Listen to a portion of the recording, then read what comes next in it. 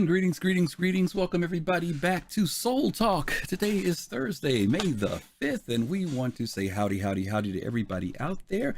I'm here tonight with my normal weekly co-host, Fastcart. Fastcart FC, how are you? I'm doing well. How are you? Good. Look like you're in a different space today, different place today. Where are you satellite from? Where are you from this week? I'm at my mom's, in fact, in Virginia. So, yeah, I'm hanging out with my mom for Mother's Day. Okay, awesome. Matter of fact, she should be sleeping. I'm trying not to be too loud, but hey, hopefully I don't wake her. All right, you got in, what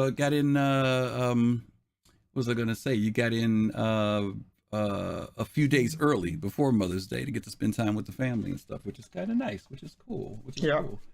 Awesome. Well, guys, thank you guys for hanging in there. We had a little bit of technical hitch this morning, but we're back and we got a lot of cool things to cover for this week. And so, yeah, let's just kind of jump into it.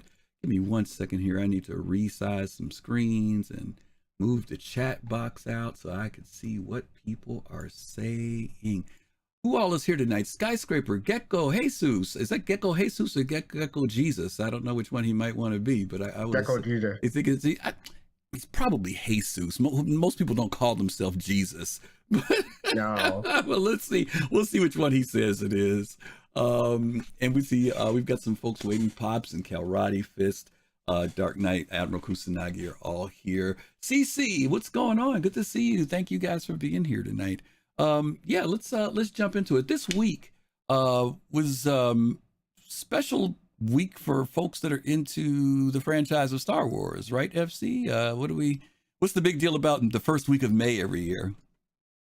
Well, not the first week of May specifically. Well, that's not true. I guess it is the first week. You're right. And May the 4th and May the 6th. Yeah, absolutely. So May the 4th is a play on word, and May the 4th be with you. And can you explain why? Why is this a big deal? Because I think it was 1977 when Star Wars first came out. There you go. Absolutely. It was the actual launch of Star Wars, and traditionally folks have always kind of remembered that. In fact, the movie production studios would try to put stuff out, around this time of the year whenever a Star Wars movie would come out. Until Disney got it, they started doing it in December.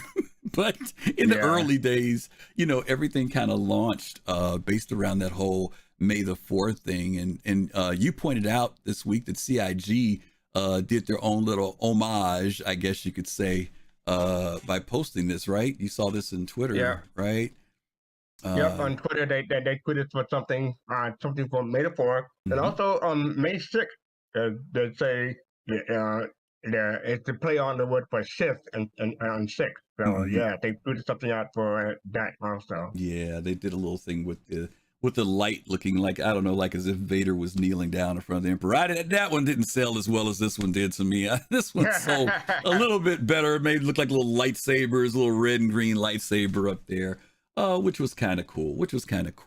Listen, let's bring some folks down because we're gonna talk about the significance. I don't have my thing this week because I didn't. No, I know. I didn't expect you either, so I wasn't planning on it. But let's bring folks down because we do want to talk about maybe the impact of Star Wars and what we've got coming up this week. So let's bring folks in. We're going to bring in Pops in Space, Kalrati, Fist to Face, Dark Knight, and Admiral Kusanagi. Hi, everybody. How you guys doing? Hey, I didn't even know the show was on. Yeah, I didn't even know it started. Good. Yeah, the show was on Twitch. The show has begun. Oh boy, you know what, DK? I know it's hard to figure out where we are now, right? We're all over the place. We're on Twitch, we're on YouTube. He's sitting there looking at the screen on Twitch like, okay, what are these guys? Like, where's everybody? Where's everybody? Right. Yeah. Hey, listen, guys, we were just talking about Star Wars. No, all you guys are Star Wars fans. I want to, something else that came out this week was the second teaser trailer leading up to the new series Obi-Wan. And we've all been kind of anticipating that. Let's take a quick look at this second teaser. For those of you who don't want to see it, turn your eyes. There's not too much reveal, but there are some cool things that kind of redo what we saw in the first teaser. So let's take a quick look at that, okay?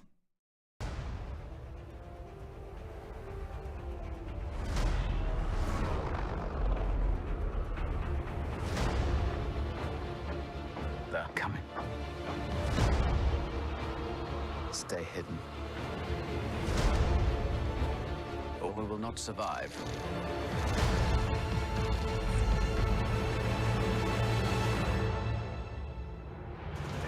Leave us alone. When the time comes, he must be trained. Like you trained his father?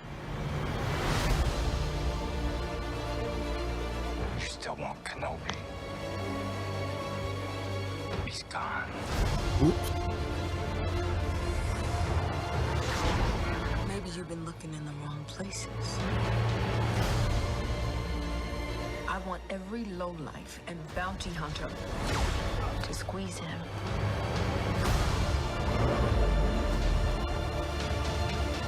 You can't run Obi-Wan! You can't escape him!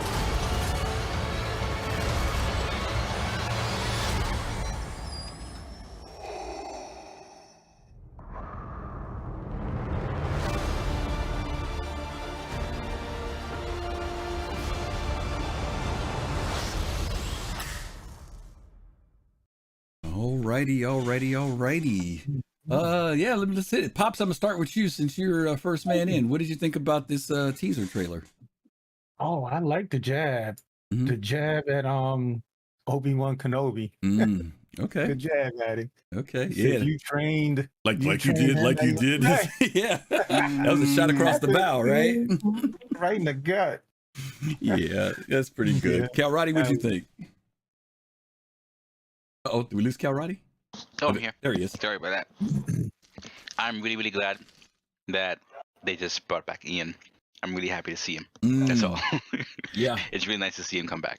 Yeah, it's kind of cool to be in a franchise where you could be away for 15, 20 years, right? And then get this phone call.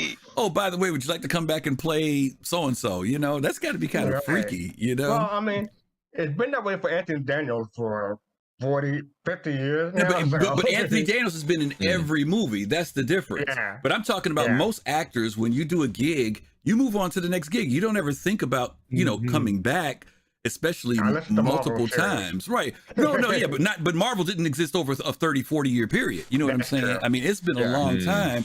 You know, when the guy who plays Boba Fett talked about me, people have forgotten about him. You know, I'm sure he was probably sitting working at Target or something, you know, and they said, hey, you know, how'd you like to come back and play Boba Fett? I don't know.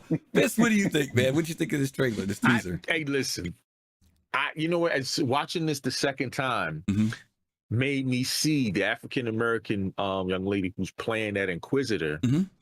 It seems like they're putting, I don't know. I mean, you know, trailers usually don't pan out to be what it's like in the real thing, but it seems like they're focusing her to be the real aggressor going after Obi. Yeah. You know what I'm saying? Yep. And because, all right, and here's my thing, you know, to be quick here, is that from watching Rebels, right? And like I said, me and Pops, we see the Inquisitor's side of chasing down the rebels, but we don't see the Inquisitor side chasing down Obi. Yeah. Looking for him. Yeah. You know what I'm saying? Yeah. So this is kind of cool to kind of see that other side of what's going on. Actually going after Jedi. Yeah. Right. It's pretty cool. You know. Right? Yeah. Okay. Yeah. So. Okay. Dark Knight, what about you? Any thoughts on this? I'm looking forward to watching it. I mean, it's gonna be interesting just to see how they shape the story, because we already know what happened before and we know what happens after. So it's the in between that we're going to be finding out, kind of like what they did with the Clone Wars, the animated series, where we're filling in the gaps. And this is a gap that you know, some of us might have found interesting. What happened after Revenge of the Sith? Yeah. You know, what was the backstory to seeing how Luke came to be, grew up, things like that. And I think it'll be pretty interesting. It's it's Star Wars, so it's continuing the saga and taking it into new light. And of course, they're bringing Hayden Christensen back too, so it'll be we'll see how this all works out. Okay, yeah, we'll see. Admiral Kusanagi, your thoughts? Hey guys, well, first off, is this just a 6-part thing what? And it's done? I will talk about that in a minute. Give me your thoughts on this, and then I'll answer that question in a way you might like. I mean, it's very cool. I mean, certainly Obi-Wan Kenobi is probably one of my, I think a lot of people's favorite, characters out there. And Ewan McGregor did a fantastic job. It was just kind of like, oh, don't listen to Gwai-Jin. He doesn't know what he's talking about. But yeah, it'd be great to see it. I need to catch up on like pretty much anything that's on Netflix or online streaming type of thing. So to include Marvel. So there's a lot of cool things coming up. But this is definitely one that's gonna kind of probably push me over the top to have to do it. Yeah. To answer your question, there was in the Star Wars world right now, there is word that Disney is going to announce that they are going to turn this into 3 seasons. Originally, it was supposed to be a limited series of 6 episodes, but the rumor now is that Disney, and they may do it, March 27th is when this is coming out, which is also when Star Wars Celebration is happening in LA on that same day. And so Disney may make that announcement then about it. But it seems like they've already talked about that. They've also talked about that Ahsoka Tano is going to show up in this, but a younger Ahsoka Tano. And that'll be part of season 2 of this series. So you guys don't quote me, but quote me if you want to. Look it up. I just heard that today, and I haven't had time to verify it, but I did hear that today, that was the new word about what was going to happen with this. Fastcart, let me ask you a quick question before we move on past this. These Disney tried to churn out movies, and they didn't do well. They're also churning out series. What do you think? Do you think that this is okay? Is it just that this happens to fit the franchise better in these more mini series than movies? Or do you think they need to take it easy because, Boba Fett, I enjoyed Boba Fett. There were some people that were mediocre about it. Some people didn't like it. But there's a lot of anticipation about this one. So what do you think? First of all, I want to say thank you to Gecko Jesus for sending us that $20. We appreciate it. Yeah. Second of all, I think they could do well on the movies if they had the right director. But I think they're trying to move away from the movies and focus on the TV series mostly because those seem to be heading better with the fans than the movies did. But to your point, is that because of who's doing it? Because we know who's doing the TV stuff. Filoni, we know they know their stuff, right? And they've been proven in the stuff that they've done through, like you said, Clone Wars, Rebels, the TV series. This is, they talked about Kenobi. Remember a long time ago, they were going to do Kenobi. They were going to do Lando. And they put a freeze on these about 5-6 years ago. And young Han Solo. And then they decided to do the Han Solo movie. And then they came back and re-announced that they were going to do Obi-Wan. I'm just hoping that they don't mess this one up. Because Obi-Wan, I think someone said earlier, is a very beloved character. They don't bring in certain directors, I think they'll be fine. They'll stick with it? Yeah. Okay. All right. Yeah. And if they stick to the lore, because that's the other thing that screws them up. When they go outside of the lore and legend stuff that is established in the universe, like they did with those other 3 movies and just come up with stuff, that's the fans ain't having that. Somebody was going to say something. I'm hoping to see Mara Jade somewhere. That would be cool. Right. That would be cool. Somebody was going to toss in something before we move on. Who was it? I was just going to say, what was the movie that kind of connected A New Hope with Rogue One? Rogue One. Rogue One. Like, absolutely. I mean, done. Empire Strikes Back was probably, I think, everyone's pretty close to everyone's favorite movie until that movie Rogue One came out, and it blew everybody away. Like, you just left the theater like, oh my god, like Darth Vader was everything connected the dots, and it was just fantastic. The way they even snuck in Rogue One, the group that infiltrated it in that movie, and that's where they get the name from in Luke Skywalker's, later on in the series in 4, 5, 6. I think it's either 6 or 4. I can't remember which one. Yeah, but 5, 6. Yeah, there was Rogue Group or whatever. Well, but it was amazing. To your point, even though that was a standalone film, it fit, right? Like you said, it made it feel like it connected. The other thing that was interesting that the fans were willing to look past. In the original film, Mon Mothma says that Bothans died for it to happen. And when they did Rogue One, it wasn't just Bothans. They weren't Bothans I don't even think Bothans were involved in the whole Bothans season. died in Return of the Jedi, wasn't it? No.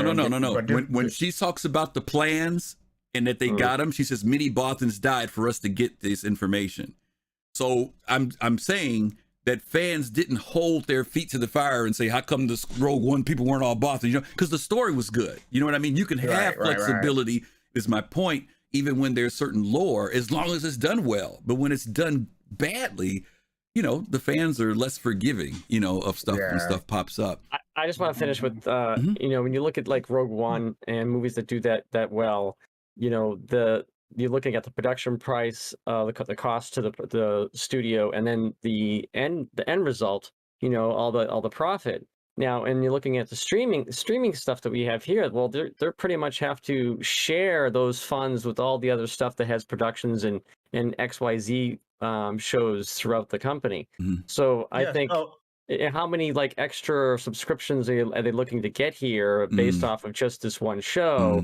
And will they continue to subscribe after that? So I really think the money maker has to be in the movie productions, because I just don't see how they're gonna make up for that. But yeah. Griffin, I have to correct you because people are gonna murder us in comments if they don't. The many Boston died comment is from Return of the Jedi. This Rogue One take place before Episode 4, A New Hope. So that's why there's no discontinuation for Boston. Do you remember the 2 Death Stars? The Boston died for the second one. Oh, yeah. My Mothma did the thing for the second one. Yeah, the Boston comment was from Return of the Jedi, Episode 6.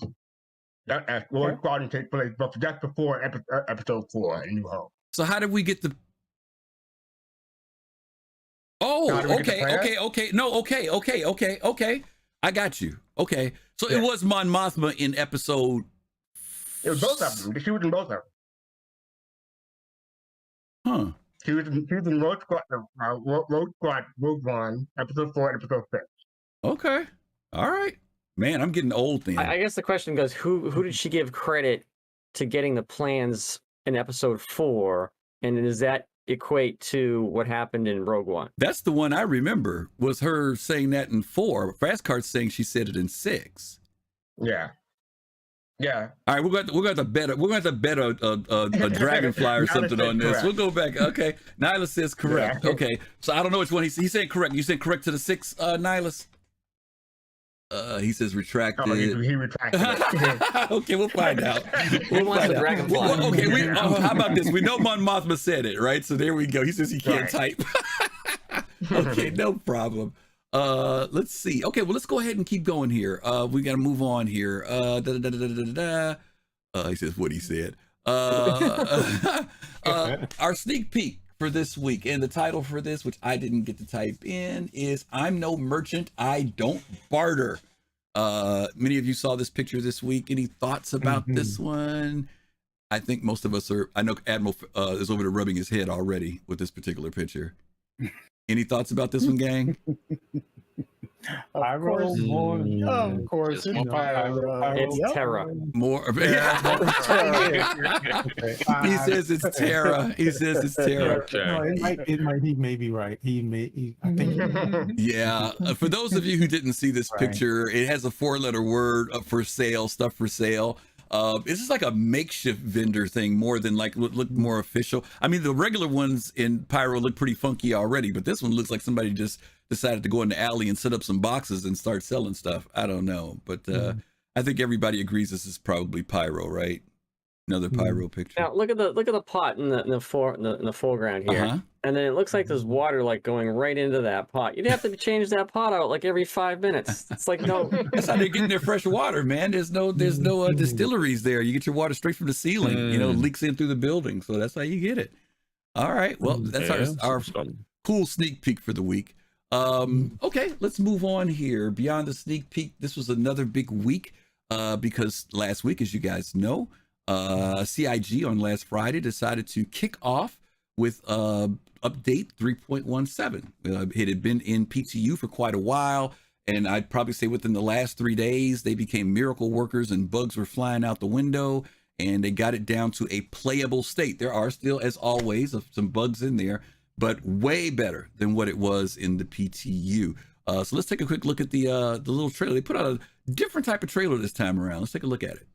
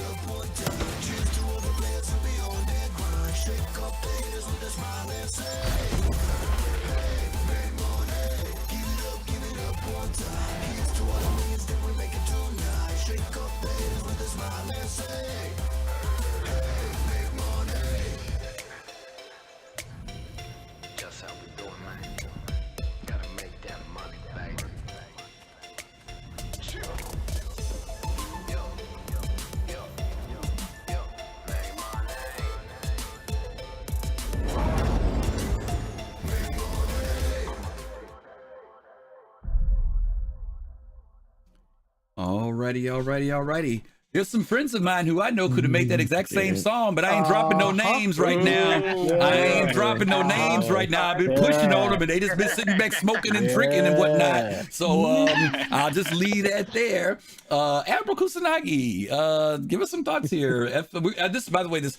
Two things real quick. If you guys want to come in on the conversation, you're always welcome to come in. We have some regulars who come here every week, but we always want more folks to come in and talk with us. So there's a link there right at the bottom of in YouTube right there in the description. Click on that. You can come in and talk to us as well and be a part of the roundtable. Secondly, this Sunday, we are going to be talking about update 3.17 is going to be our big show. So we're not going to spend a lot of time on this. Just want to get some surface thoughts about this video and 3.17. So Admiral, let me start with you this time. Give us your thoughts about 3.17 or the video. I mean, well, first off, I'll reiterate what you said. Like, please come in and enjoy the fun, and we want to hear your take on things. But the video is pretty fantastic. I mean, it was just like really going at the kind of careers of mining and cargo, pretty much cargo hauling, and hope they didn't get into the refining section yet, but. I don't think I saw the new refining ship. Well, it's not in yet, so it's not in 3.17. So that's why you're not seeing it. So, but it looked really, it was fantastic. The music is interesting. It certainly fits the part. I was thinking about getting the Hull A myself, but actually I tried to buy it, but that SIG had payment issues, so I ended up canceling it. Maybe I'll try it a little later, but yeah, so it looks really good. Cool. DK. I like that music. That's a big change for what CIG normally does. That was a little bit hard. A little bit funky, right? A little funky. A little funky. There's a couple people they could have hired to do it for them, but maybe they can. All right. Start thinking about that later. Come on, CIG. I know. But you know what you got to do. You know what you got to do, DK. You got to get them out of Icarus and get them focused for a little bit, and it might happen. You know what I'm saying? Get them focused. Got to get them brothers focused. But I think it's pretty cool. I mean, well, actually, you know what? I'm gonna wait till my time to speak. Go ahead. Continue. That's right. You just wait. Something to say? No, but that it's cool. I mean, we're seeing this is just another testament to CIG just keeps doing what they're doing, and CIG doing CIG things. Yeah. Keep on innovating, keep on putting stuff together. I mean, it's not just a trailer, but just what they're adding to the game. Yeah. 3.17 is good. Yep. It really is. It's turned out to be good after what, AB? Yeah. I'm gonna skip over Fist and Pops till last, and I'm gonna ask Calradi about something because I want to present a question. Because I'm picking on them, but I want to present a question to Calradi.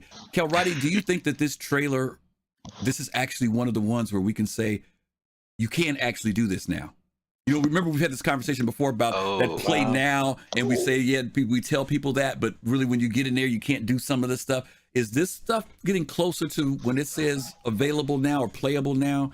Are we getting closer now that this, you can do this stuff? Yeah, I can totally agree with that. And in fact, I think we saw some signs of that starting from, I think it was the 3.15 trailer when they advertised, physical or localized inventory. Because and it was, I think it coincided with what one of the devs had said in that ISC where they wanted to make things more believable. So we're getting to a point where, especially as systems become more diegetic, more it's actually in the game, we're definitely getting closer where we can say, okay, this trailer definitely represents what we can actually do in the game. And it's getting very, very exciting to see that, that synchronization is definitely becoming more prevalent. Okay. I'm going to put some chat in here because we didn't have any in here before. So just bear with me, gang. Alrighty. All right, Fist, let me come to you guys on a serious note. Seriously, I do want to get your thoughts as musicians. This was, as DK said, this was kind of a shift in the type of music that they presented in this one. What did you think of it when you saw it?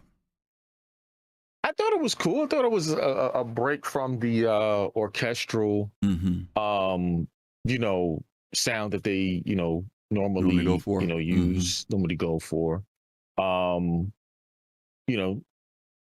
everything. That's what I kind of see it from that part. Okay.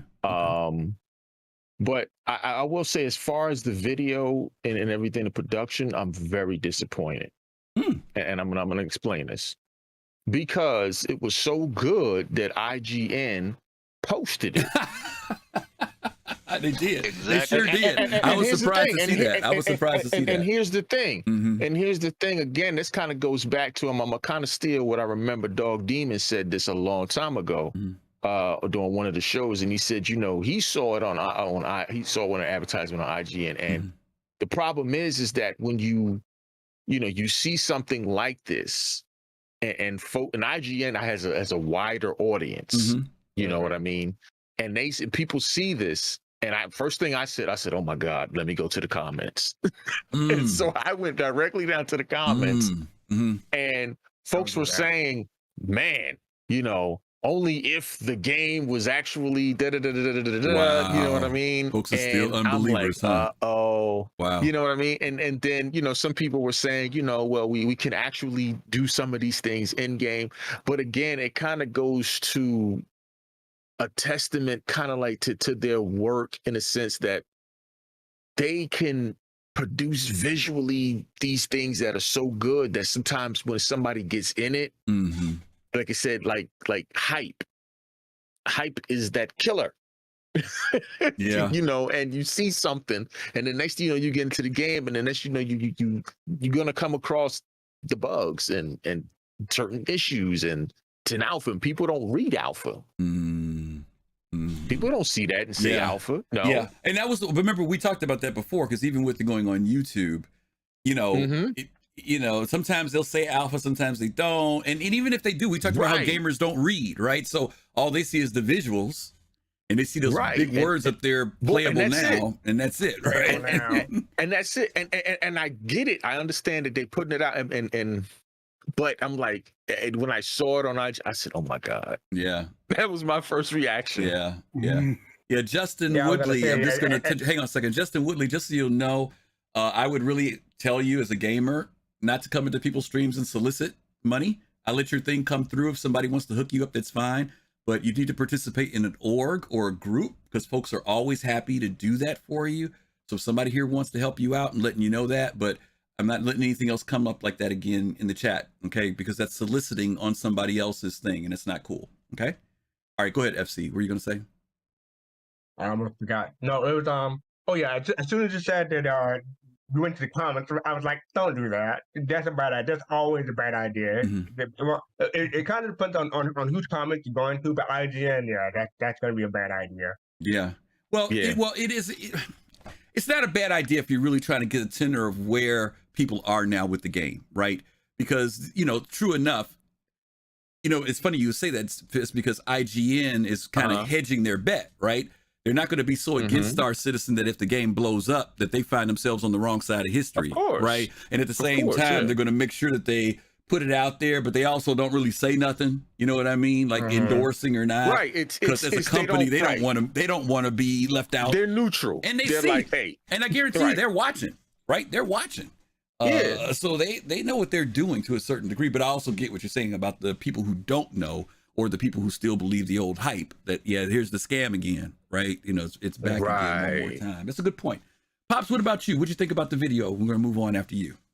Oh yeah, no, the music was. It surprised me. I enjoyed it. Yeah, I mean, ditto everything. It's a different video for them.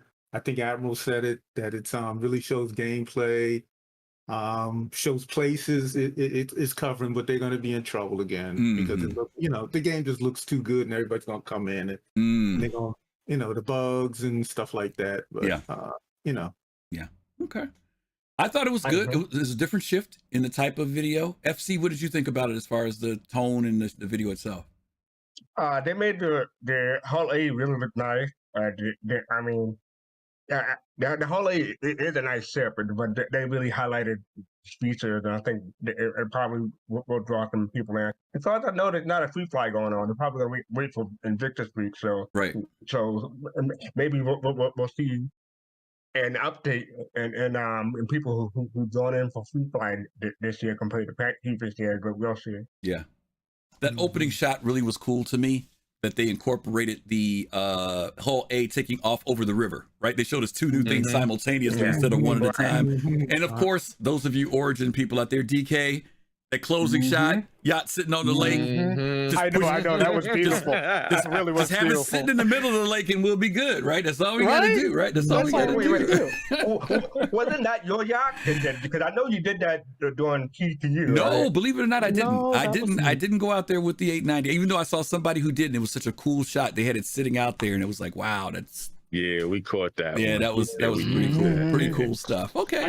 I just wish they didn't mention the rivers to like, you know, they should have just had it in like they should have just showed it and not said, you know, river tech or whatever, because it makes it sound like there's rivers all throughout Stanton, and that's just not the case. Yeah.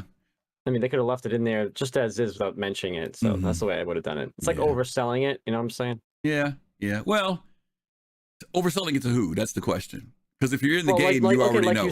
Like you said, like, do you think we're getting to a point where like they put a video out and you could do everything there, and except for that river part, everything they showed you could pretty much use and it has something to do.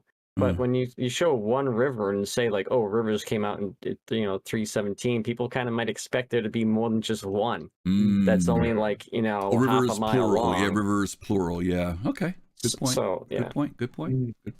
Well, river was singular. It's yeah. But it's just weird. Everything. It's like the one thing. It's like the one man out because it's like So yeah. Yeah. Okay. Alrighty. Well, let's continue on then. We got past that. What are we on next here, Fastcart? I zoned out. You're in control. You're running it. Yeah, I know. Things to do in Star Citizen. That's the next one. Things to do in Star Citizen.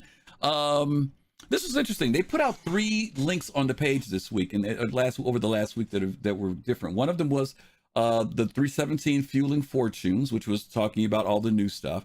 Then they put out one called Things to Do in Star Citizen, and it was something to direct people to do, to let them know. Not just this video that we saw, but here are some different things you can do. Like you can do trading, or you can do this, or you can do that.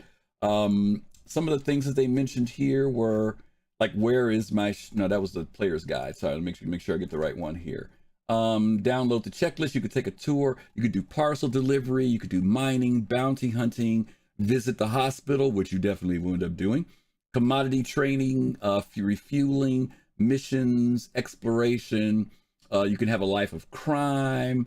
That's basically what they did. They just kind of did a quick overview of those things, of the player mechanics that are in game right now. We know some of them may be quirky, but many of them do work. I was out today with Rabba and Fist and Pops, and we went out and did some bunker stuff and survived the mission. We went out yesterday and did some stuff and had a good time. Didn't have any crashes. No major stuff happened to us. So we have been able to get in and get some hours in playing each day. The game is becoming a little more stable. The second thing that they came out with this week is a new player guide. This was something a little bit different too. Let's see if I still have it here. Yeah, we do. Can I reference something in the things to do? I think that they put out a tweet. They're having a little contest or something like that for if you do these certain checkoffs, you win something, or am I misremembering? Oh, did they? Okay, I didn't know that. All right, yeah. Did you guys see that? Yeah, it's on that on the things to do. It's very below that. I think you're talking about to take the tour. Is that what you're talking about, Fastcart? Oh, that's it's not a giveaway or anything like that. Well, no, it looks like there is a giveaway. It looks like you get to share and win. You share your travels on social for a chance to win a Miss Call A.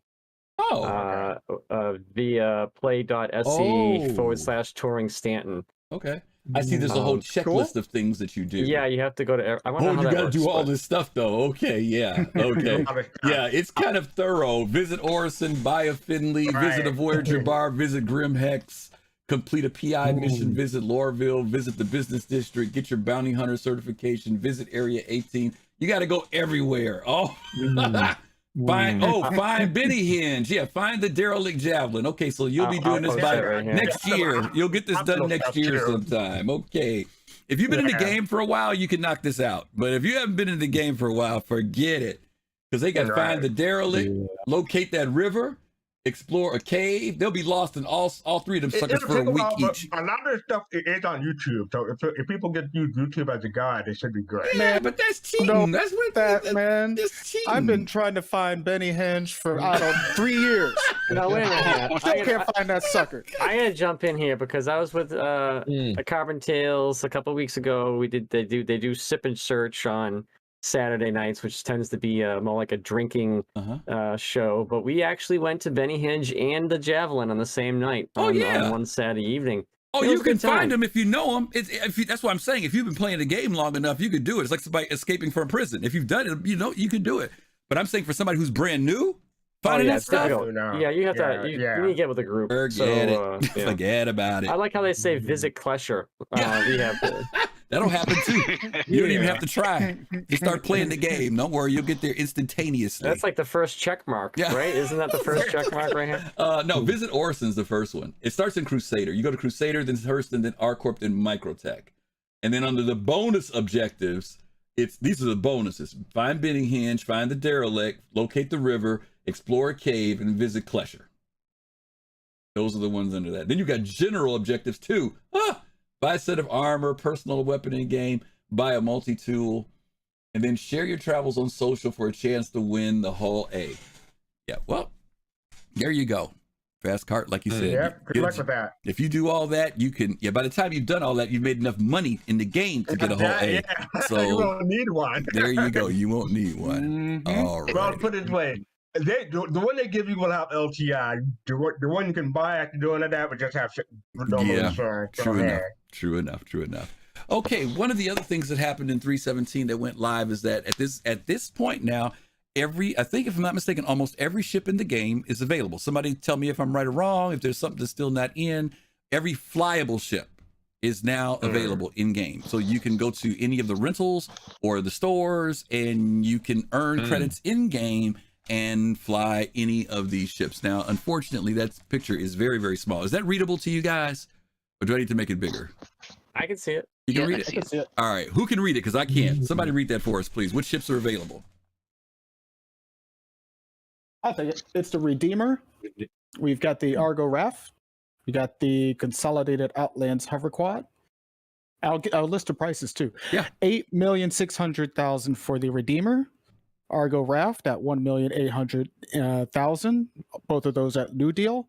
Also at New Deal and at Astro Armada is the Consolidated Outlands Hoverquad. 88,000 credits. Very cheap. Grab one. You can do that in a day. The A2 is available at Area 18 and at Orison at the Crusader showroom, and that is 5,500,000. Ares Starfighter Inferno, also at Crusader and Area 18, 2,800,000. Ares Starfighter Ion, the stepchild, Area 18 and Orison, 2,800,000. The M2 Starlifter Hercules at New Deal, 5,200,000, and the Origin 400i baby is at Lorville and at Astro Armada at a pretty 6,352,000. All credits AUEC. Go buy it. So interestingly enough, now this is interesting to me. A Redeemer is 8 million over an A2, which is 5 million. Yeah, that's the lobster. And the M2 is 5 million too. That's interesting. I'm surprised that the gunship is that much. And the M2 costs more than the Redeemer in the store. In the store, yeah. Oh, yeah. Absolutely. See, twice that amount of money. Twice the amount of money of a Redeemer. So that's interesting that cost, that price is there. But they currently have like size 5 guns, which I think is OP. But I mean, with size 5s, I think it's probably a more reasonable price. Yeah, and that A2's got a size 10 bomb on it. 2 of them. True. And the capability of cargo, vehicles, and I mean, don't get me wrong, the gunship is a one-trick pony pretty much. I'm just surprised, as was mentioned, that the cash value on that ship is double what the Redeemer is. What's the Hammerhead? Because I'd like Matter to know of fact, the I'm comparison. sorry. Let me correct myself. The A2 is triple the price of a Redeemer. The A2 is $700. over a Redeemer, which was $250. Oh yeah. It went up like to $350 now, right? So it's twice the price now. So that's kind of interesting. But to your point, it's a heavy gunship. It is, and it's a dropship still to a certain degree, right? Do you think the Redeemer's going to go up in price, like double the next time it goes for sale in like don't 20 even say days? that. Nah, not double. I don't think it'll go up double. Yeah, I mean, it may go up during Invictus Week, but it'll probably go up like $50 if it goes up at all. Can I ask a quick question for everybody in the room here and in chat too? When the Redeemer came out, there was a lot of anticipation for it. A lot of people got in it, flew it around, were excited about it over the last year. I don't hear anybody talking about that ship anymore. Is it still the cool ship, or is it like you guys are not crazy about it like you were a year ago? Anybody can jump in on that. Well, to me, it was a ship to get and hold on to. That's the way I always thought of it, because it's I mean, it's a small gunboat, small enough gunboat that you don't really need a whole bunch of people that can, got it for escorting. So that's what I always knew that ship was going to be nerfed, lit, kind of here, there, like they do everything. So I got it as a hold on. Okay. Even though when we first got in it, that thing was destroying all monsters. Yeah, because there were a lot of good combats with the Redeemer against Hammerheads, big time. Big time. Yeah, but Griff, what the 250, is that the original price? That was the original price, and then it went up. Okay, so it was either 250, price, 2.25, something like that when it first came out. Okay, so 2.25, 250. Those size 5s used to be size 2 guns. So that ship really should probably double in price like this month. Okay, we'll see. Double? Invictus will be the time to find out. It's more expensive than an A2 now, so they must know something we don't. Interestingly though, Kai out there in Black Sky says that maybe they're doing that because they want people to spend cash to get the other ship. That could be a factor too. Yeah. You're right, Admiral. I think we will find out at Invictus. I think we'll find out if the Redeemer's popularity will deem itself to get, a bump in price, even from 350 to, let's say, 400 or 425. It'd be interesting to see if it does. By the way, I want to welcome a newcomer. We have Graybeard joining us now. Hey, Graybeard. Thank you for Hey, Graybeard. Hey, guys. It's Thursday night, and thought I'd drop in for a little bit. Good. Yeah, that looks like a new car dealership there with those prices. You get financing? Huh? You get financing? Yeah, you would get financing. Yeah, you would get financing. That's a good one, Graybeard. That's a good one. Yeah. Right. I want to make a comment on the previous subject about things to do in Star Citizen. My feels are basically is the parcel deliveries, exploration, maybe a little bit of piracy, and industry. Okay. Those are the things that you enjoy doing? Those are the things that I enjoy doing. Nice. Nice. Yeah. Nice. Those are all nice, satisfying. And they're all nice, satisfying things too. And they're different, right? Because a lot of games, when we go into space, we find ourselves, as you guys have heard me bark about for years now, because it has been years, when you wanted to do those things in some games, you found yourself spending more time in combat than actually being able to spend time doing those alternative type of careers, which is one of the things I like about Star Citizen. Not that it takes away the risk or the possibility that you could have some type of combat or encounter, but also the fact that that sometimes when you just have your mind set on doing, like Graybeard said, I just want to go in and do some delivery stuff. That's what I want to do today. That you can focus in on that and do it. And then if he wants to change gears an hour later and said, I feel like going out here and being a mercenary or a bounty hunter, you can do that too. Not many games give you that type of flexibility, which is pretty cool. Especially with one character. Right? Not only that do multiple characters, right? Characters doing different professions. Yeah, absolutely. By the way, we have another new person joining us. We're Stars Up Grim. Hey, Stars Up. Hey, Grim. Hey, everyone. Hey, buddy. How are you? Grim. Good. How's it going? Good. Awesome. See, as soon as we start talking about ship prices, look who shows up, right? Mr. Ships himself, right? Mr. Ships himself. The man who makes us spend all the money. Yeah, we have to blame him, right? Yeah, putting out all them good, Grim is good trying to videos. undercut me now. Talking to the man who's on a spending freeze when it comes to new shit. Well, you ain't lying. Well, you know why, guys? Because he makes his own. He flies them around on his computer. He doesn't need to buy any ships. That's what happens. See, that's what happens. How it works. That's how it works. Yeah. Yep. It's an easy way to quench that thirst. I'll put it that way. Yeah. Was there anything? Any thoughts you had, Grim, before we move on, or are you just jumping in right now and we'll continue? Just jumping in. Jumping in. All right, cool.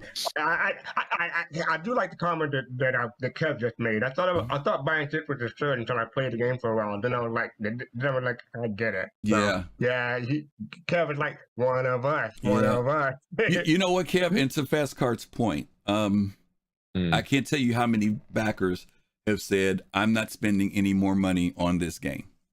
You know, and meant it. Not talking out of the side of their neck. They really, really meant it. But the more we get into it, some people are, you know, they're back. And don't get me wrong, there's some people who just go crazy, right? Everything that comes out, they want to buy. But because people are seeing that they can, no, he's not going crazy because the poet uses his ships. You know, we were out with him the other day. He hung out with us and we were out and he was out flying around his ship doing all types of stuff, you know. But my point is that there are people who will, even in its current state, they get enjoyment out of the ships that they have. They're not just hangar collecting dust. They're using them in the game. You know, some of our ships, we've got them for a projected time down in the future. You know, like my freaking Reclaimer's been sitting there forever, right? But I still take it out. I still enjoy taking it out to fly from time to time. But then there are other ships, like folks like who use their Carrack or those A2s, C2s. They're workhorsing those ships like crazy. Prospectors workhorsing them. Moles workhorsing them. And so people will say, hey, I'm doing this prospector. Yeah, I could, but man, you know what? I'm going to get a mole too, because now I can do that with my buddies and I can do it now. I don't have to wait till the game's finished. So, you know, we always tell people, and especially now with this point we're talking about right now, ships are buyable in game. You don't have to spend the money. But if you're excited about the project and you feel like, hey, you want to kind of support it more because you feel like, hey, I am seeing progress and I'm enjoying what they're doing as a company, then if you decide that you want to toss in some more cash, hey, feel free to have at it. Invictus is coming up for you big military people. If you want to do that, fine. If not, like Fastcart said earlier, there's going to be a free fly. Enjoy yourself for that week and fly like crazy. Get into org, fly with other people. There are plenty of people who have plenty of ships that'll spawn a ship for you because you can only fly one. You can have 100 ships, but you can only fly one.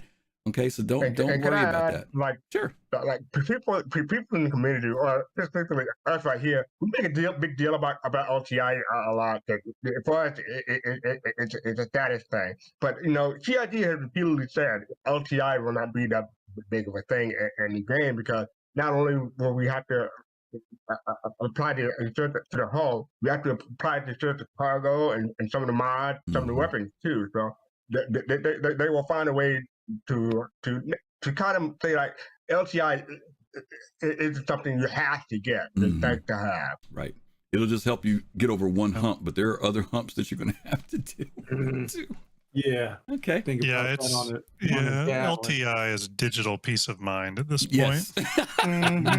Good point. Very good. Good way of putting it. Fastcart needs to stop hitting my kneecaps with a sledgehammer because LTI to me is like a do or do not do. I've got Yoda in the back of my head, like do you know? Us here, LTI is a thing, but most people probably may not be. Well, I don't want to say both, but to a lot of people it may not be a bigger deal as we make it out. And Griff, while we get off that subject, what do you feel about the price of the 400i? Reasonable? What's the price for it? 6,400,000, I think. Yep. 500,000, something like that. 6 mil? Mm-hmm. Yep. So more than the A2. 6 million? Wow. Jeez, Pete. That's a little high. Well, luxury tax. It's still a little high. It's still a little high. I put it like between 4 and 5 million. I mean, based on how the numbers are now. Because I honestly don't. I'm not digging that Redeemer number. That's still too high to me for that ship. But for an Explorer, multi-crew, carries a bike, carries a vehicle, carries cargo, cartography, decent range, and the luxury side of it, 5 million doesn't scare me too much for that ship. It could just be that CIG are just trying to steer people toward buying the cheaper ship because they want more people to test those rather than buying the ship. But actually, you know what? That might be an accurate price because the Constellation Phoenix is $5 million. How much is does anybody know how much the 600i goes for? I'm trying to compare exploration ships. How much? I think it's 9.9 million. Oh, if that's 9 million, then yeah, there's 6 million. Definitely. Yeah. Okay. Yeah. So that seems about right. Wasn't it 12? I thought it was more than that. No, it's 9.5. Well, what's the 890? That's for sale, right? 25. No. Yeah, it's up there. 30. Jeez, 30 something million. You guys are outside of my price range for credits. It'd be interesting if Quantum ended up dictating ship prices in the future. Yeah. If you get a lot of I think it will. people sell their redeemers or whatever, then suddenly there's a flood of them, so the price drops. It'd be kind of interesting. That would be scary. That's That'd be scary. It might, but you know what? To your point, I'm hoping, and this didn't happen in Eve, I'm hoping that what does fluctuate ship prices is minerals and resources. So if you're mining in an area and resources are flowing well, then manufacturing a ship should flow well. But if you got a lot of piracy going on and people blowing up the miners and stuff, then your freaking ships and your prices should go up, as far as I'm concerned. There should be repercussions for that in the economy, because otherwise it doesn't have any impact. You lose a mining ship, you're out there with an Orion and you got tons and tons and tons of ore, and that stuff's flowing, and all of a sudden you got people just stealing that stuff. Ship prices should go up. That's just what happens when your resources are minimalized, and I hope that they do that. Okay, let's go on because we got a lot of stuff to cover still. CitizenCon 2022. Fastcart keeps an eye on this for us because, as you all know, we all are looking forward to CitizenCon this year. We're hoping that health in the world stays and gets better, and if it does, we would like to be able to see each other this year. We do know that CIG has booked the Los Angeles arena there. They did it last year, right? They did it last year. And then, of course, they waited until a certain point and they said, hey, COVID, we're not going to do it. And then they rebooked it again. And both times they did it at weird dates because, as you guys know, CitizenCon is usually the first or second week in October, usually around the 9th, 7th, something like that. And we know that because it's always right around Fastcart's birthday. One year they did it in November because they couldn't book it that month because the location that they wanted was full. This year, it's been staying at September. Now, FC, you said you did some homework on this. And what we found out was, and mind you, the Los Angeles Convention Center is a huge facility. You guys know that. Those of you who've been out there before, you've been to a game, you know that place holds thousands and thousands of people. So CIG would not be renting the entire facility. But they do have two other events that are going on around the same time that Star Citizen CitizenCon would be going on.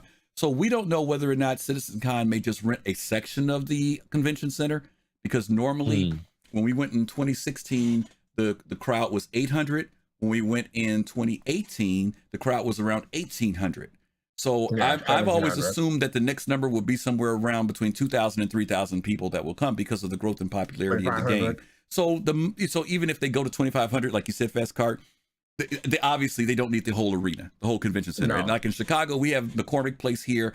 They can have 5 or 6 conventions going on at the facility because it's so big. So they may do the same thing there. But for right now, the date that they have posted on their site is September 24th. 2 weeks earlier. Like that. 2 weeks earlier than normal, but not so far off because, as I mentioned before, one year they ended up doing it in November. So that may be the real date. Don't book it, guys. We don't know yet. We're just telling you. Don't book a hotel. Don't book flights. Unless you can get a refund. Unless you can get a refund. Unless you can get a refund. Yeah, unless you can get a refund. Don't book flights. But we just want to kind of... it's easy for you to rebook. You don't have to pay $100 to rebook. Don't do that. Right. Yeah.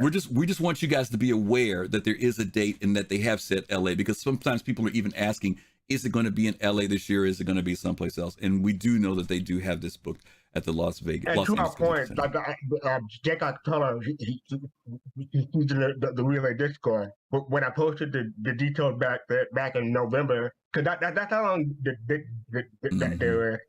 placeholder has been there. He told me it's a placeholder. Don't hold anything to it.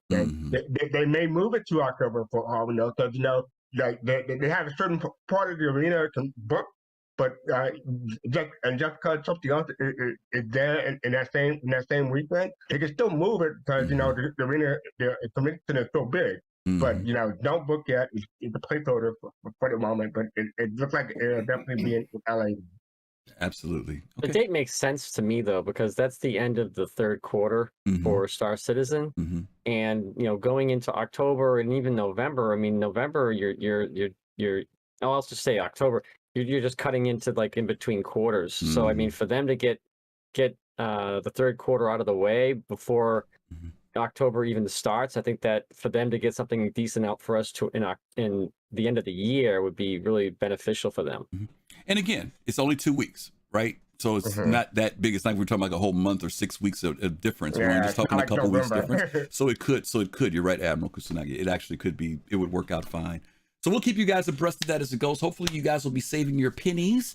Don't buy any ships so you can go to the convention. Trust me, it's worth it. Going to CitizenCon is an amazing event.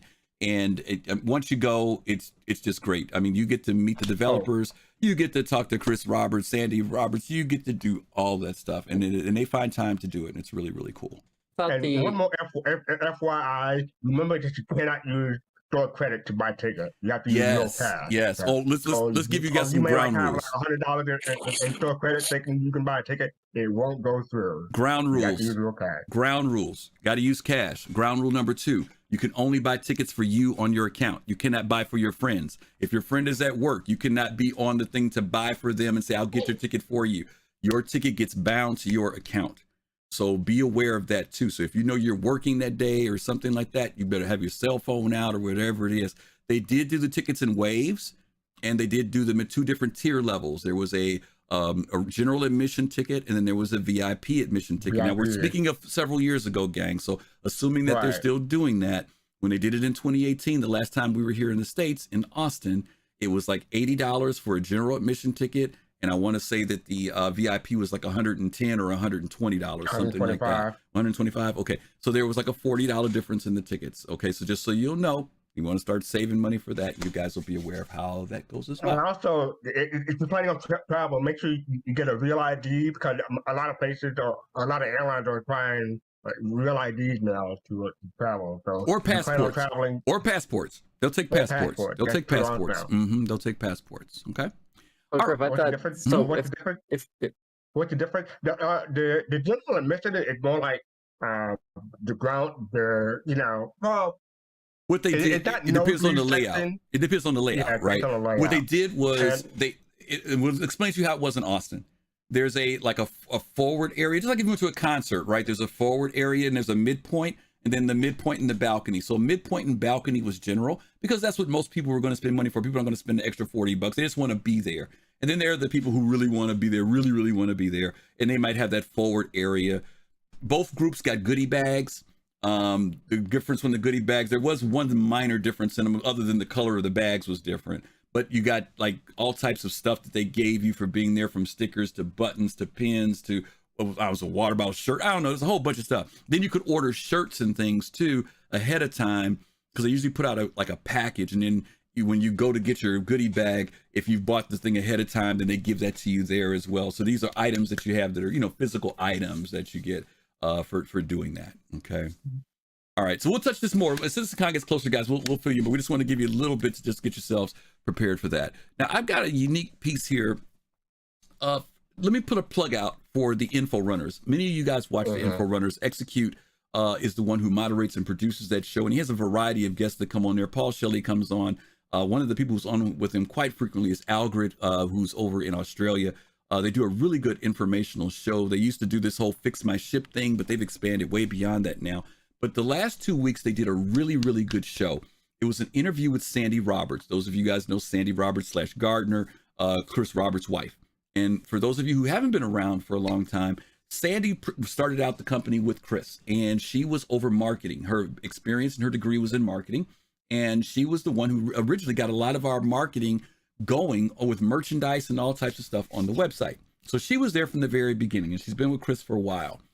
They took an interesting take on this show, and the title of their show was talking about the origins of Star Citizen. She didn't talk about Star Citizen after the fact. She did talk about it after the fact, like when things got going, but she really spent time talking about how everything got started, especially in the early years.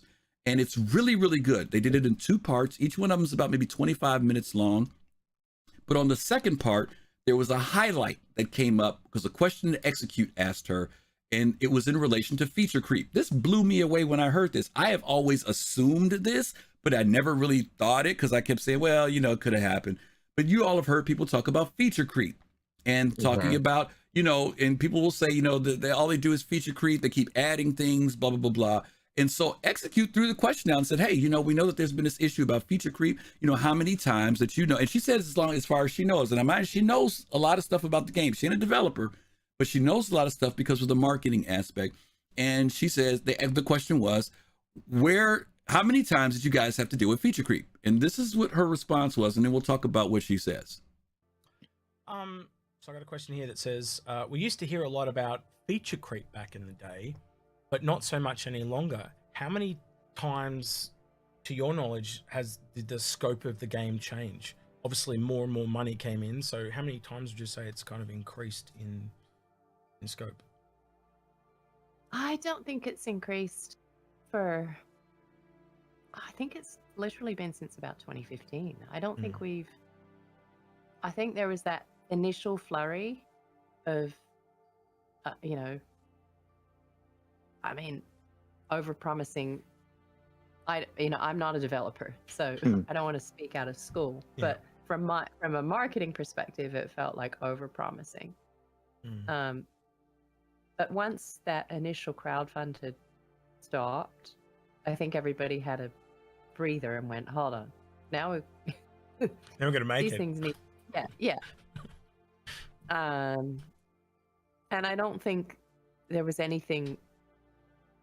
What do you call it? Like, malicious is a bit of a strong word, but nobody was trying to like do something bad or fool people or it's just you're in the middle of this crowdfund and you're surprised that it's gone so well, and I don't think people thought some of those things through, like unlocking this star system, that star system, you know, and then you're like, hold on a minute.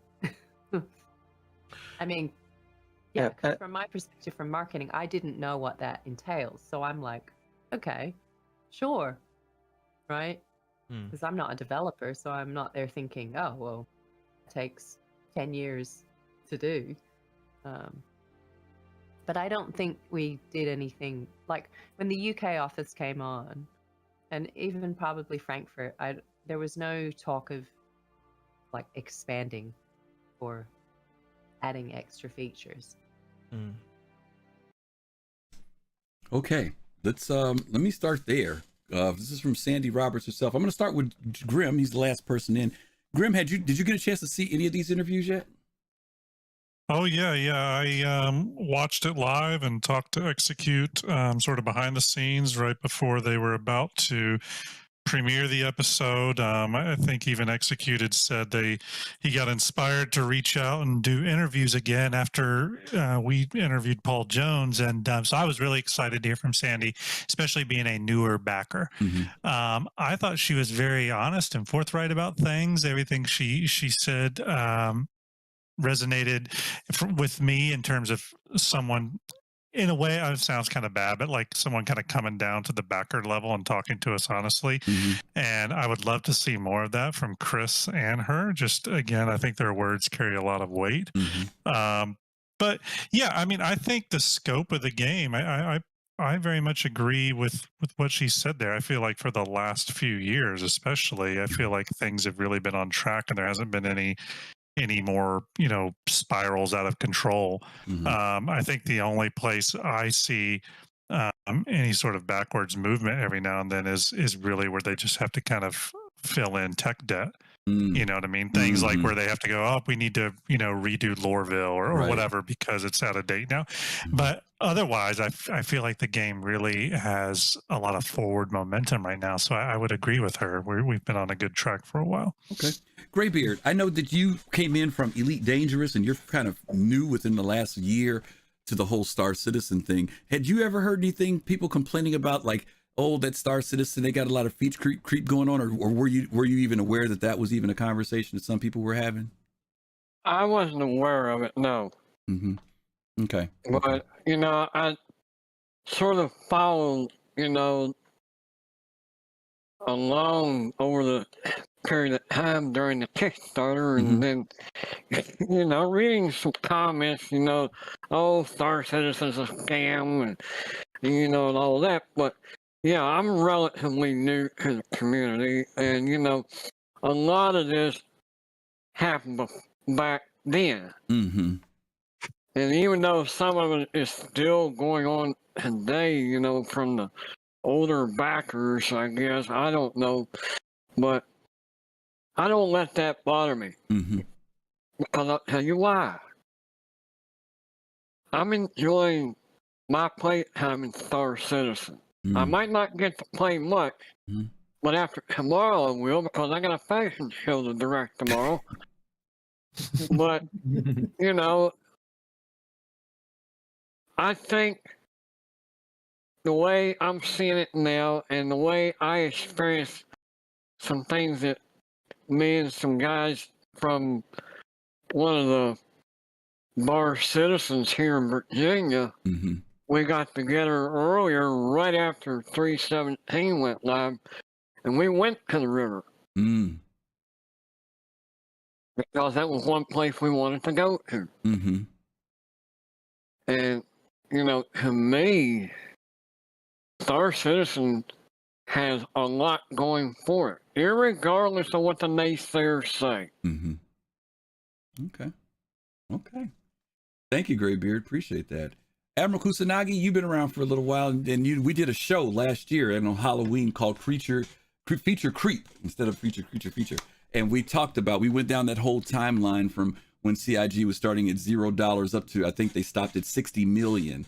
When they kept, if we get to 50 million, we're going to do this. If we get to 55 million, we're going to do this. And we stopped at 60 million. Your thoughts about Sandi saying that was when the buck stopped? We didn't keep adding to the game. It's funny because I was just recently talking to somebody about this, and if you look at what they've actually said and they've been doing, is they haven't really they haven't said like, hey, we're not going to do this what we said like X years ago or something like that. They've always just seemed to expand more on what that capability was, or to articulate better of what that capability from mining is going to be.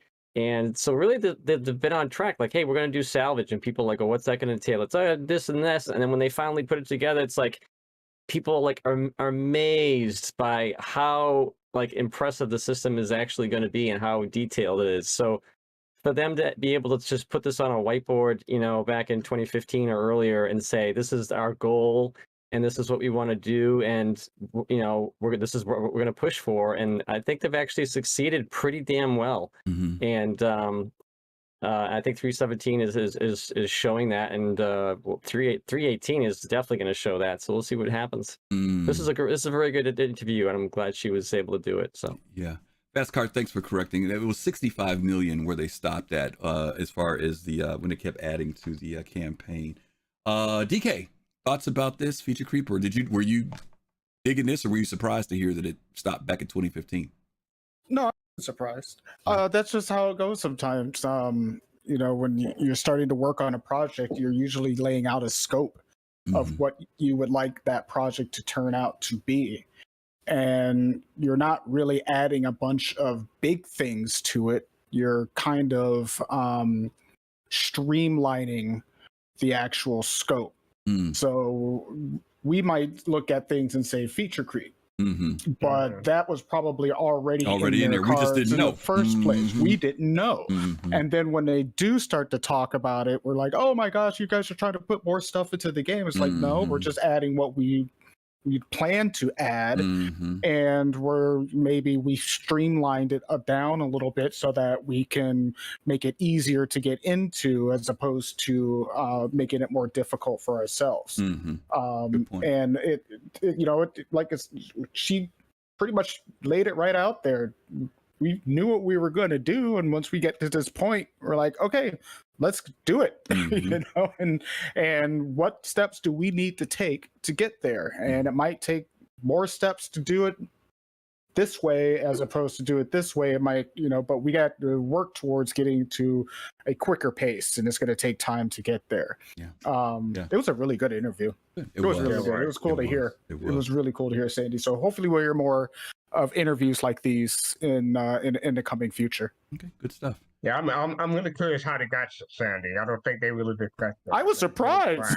Yeah, surprised. when I saw it post up there on the premiere, I'm like, really? Well, she has the clout to do it, so an Algrit knows her too, so that's another thing too. I think this. Yeah, I think Algrit's pretty close friends with her. Yep. Okay. It's just nice to be. You just have to ask them. I think they're pretty open to. I mean, like we just had Boston Bar Citizen. I just reached out to, Star Citizen, a group from CIG, and they were like, "Let me see who I could talk to," and they came back, and then they were able to get us some ships. So. Well, there are people. Really cool there are people that we know that they will. The community managers can talk, right? The leads can talk, and Chris and Sandi can talk. But when we go beyond that, that's where the buck starts to stop at.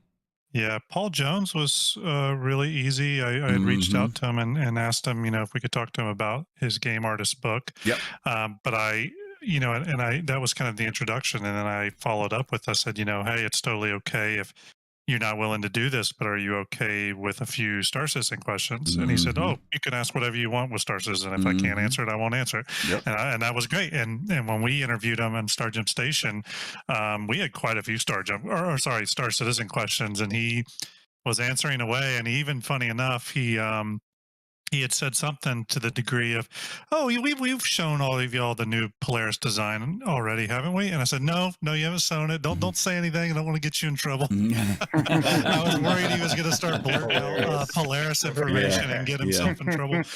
But he was very forthcoming and really, really nice. And it was great having him. So, like I said, the leads will. Geek Citizen did an interview. I'm sorry, Griffin. You and I reached out for certain CIG people in the past. I think it may be time to reach out again. Maybe we'll get lucky this time. Yeah, well, the people we were getting, though, I could understand why they said no. Paul, I knew because Geek Citizen. And first of all, you beat us to it because we were talking about getting Paul at the same time, Grim. So once you got him, I said, forget it. Right. And then Geek Citizen got him to do a podcast interview to talk about his book as well, right? And so I said, I'm not going to wear out the welcome on that. But again, there are people who will come out and speak to the community. And I mean, I'm not complaining because whenever we've done Bar Citizens, we've had 2 and 3 of those folks there sharing great information with the community when we're there. That stuff that's like, wow, enlightening. So under the right circumstances, we do get folk. I'll say this. I think the ultimate hard CIG developer to get, just because he seems like he does not like being on camera, I think is probably John Crew. Yeah, John. Yeah. I think whoever can score that one has really worked hard. You've done some work. Yeah. Let me jump to Fist. Fist, what did you think about this? Yes. I know you and your dad are both within just a couple years, so you didn't have to listen to all of the feature creep crying for many years. But what do you think about what they said? From what I saw, I didn't get a chance to watch the interview. Just from this part right here. From the part right here. I mean, it's pretty cool. I like I said, I liken it to production and audio and stuff like that to me. And I know this is larger scale things. I mean, think this is more complicated when it comes to game developing and stuff like that. But in a lot of ways, there's similarities. Similarities because sometimes when you start off with the bass song, you know what I mean, and then you start to add things on, and then you try stuff out. Does things fit? Does things that you know what I mean? Sometimes you might want to jam something in there, and you're like, you know what? Nope. Yeah. Let me scrap it. Well, as a musician, right? You go in and put down some basic tracks of stuff, but as you're producing it in your head, you heard strings, you heard this, you heard that, and you decide to call those musicians in to do stuff. Then people say, well, you feature creeping. No, dude, I'm not feature creeping. I told you the basics of what I wanted to do, but here's the vision. You know what I mean? Just because you're just now finding out that I brought these session musicians in does not mean that there was feature creep, right? I mean, that's the way it works in production. Right, exactly. I mean, that's what it is. I mean, you try things out. This is my idea, and if it works, it works. It doesn't, it doesn't. You know what I mean? Doesn't mean that it's I heard just so you'll know, Fist, people said there was feature creep. Like, I'll give you an example. When a ship comes out that we didn't know about, when ships are already out, some people considered that feature creep. Or when a new ship comes out that that hasn't been announced, and there's still ships in the backlog that we don't have yet. That's what I'm talking about. Like the Polaris and stuff. Feature creep. Wow. Right. Because they said because we didn't hear about it, and they think that they just invented it to sell ships. Not thinking that it was already in the pipeline. It's just or Squadron 42 needed it. Yeah. Right. Or Squadron 42 needed it. Yeah. Okay. Thanks. Okay. Calrati, thoughts on feature creep? You've been around a long time. So the only feature creep that I consider quote unquote feature creep is the addition of procedural planets, right? Because that definitely wasn't coming on. Right. But that was a good feature creep. That was a good feature creep, though. Exactly. Yeah, we didn't hear anybody complain about that, now, did we? Right. So in terms of that, that term feature creep, I've never really agreed to it. Because how I've observed the introduction of features and those things into the game is, all right, they have a general scope, a large scope, and they just want to put in the fillers. So if there were certain things that they wanted to add to a particular gameplay or something that they think that would actually affect different types of gameplay, then they would do it. Sometimes we may not actually see a connection, and we would say that this is ridiculous in our own minds, right? And we may not actually see the connection, even though it may seem very, very mundane on the surface. Yeah. But eventually, in some indirect way, we may make use of it via role play or via some kind of further game element coming into the game. So that's how I've generally seen it. It's just the fillers that they've been gradually integrating into the game to make the features that we already have and are getting more meatier. Essentially. Good point. DC brought up a good point. He said it was a funding goal, and I just looked at $41 million. What the future generation R&D team. So he's right. Yeah. Pops. Yes. What'd you think about this thing that she said with Sandi with feature creep? Okay. Well, I'm gonna kind of borrow a word from Sandi here because this is I've never heard of this word before. So it was outside what she said is outside of her schooling. This is outside of my schooling. I'm trying to catch up with everybody and understand what it exactly what it is. And well, Pops, let me give you the background. And fastcart, I'm gonna throw this question at you when I get through explains to Pops. In the beginning, this thing was about launching Star Citizen / Squadron 42, right? It was going to be this game. Everybody still had Wing Commander in their mind, so this is like Chris making the new Wing Commander, right? Then as he's developing that, all this money comes in, right? He only wants $2 million, he gets like $6 or $8 million, and the money just keeps flowing in through the Kickstarter. So then he says, well, listen, here's the other part of my vision. I've got this vision of a universe that I would like to present, and I'd like to be able to do this too. And what can we do if you guys want me to do it? Well, let's see how the money goes. And over time, people kept giving money. They would put these different markers up, and he would say, well, if we get $5 million, if we get $10 million, we're going to build a ship called the Polaris. And then if we get $15 million, we're going to build this thing called the Reclaimer. And there were these different bills, right? And people kept chucking money in. If we get $25 million, you're going to get pets. If you get $30 million, you're going to get your own hangar. Okay. And they did that. And that's what Sandi was talking about. She said, but then we reached a certain point where it's like, okay, we need to stop because we have to deliver this stuff. So when they got to $65 million, they stopped. Now, after that, whenever things would get revealed, people would say, oh, they're feature creeping. Maybe it was something that wasn't listed on the timeline. You know what I mean? This is before we had the roadmap and stuff. So people would say, they'd say something was going to come out.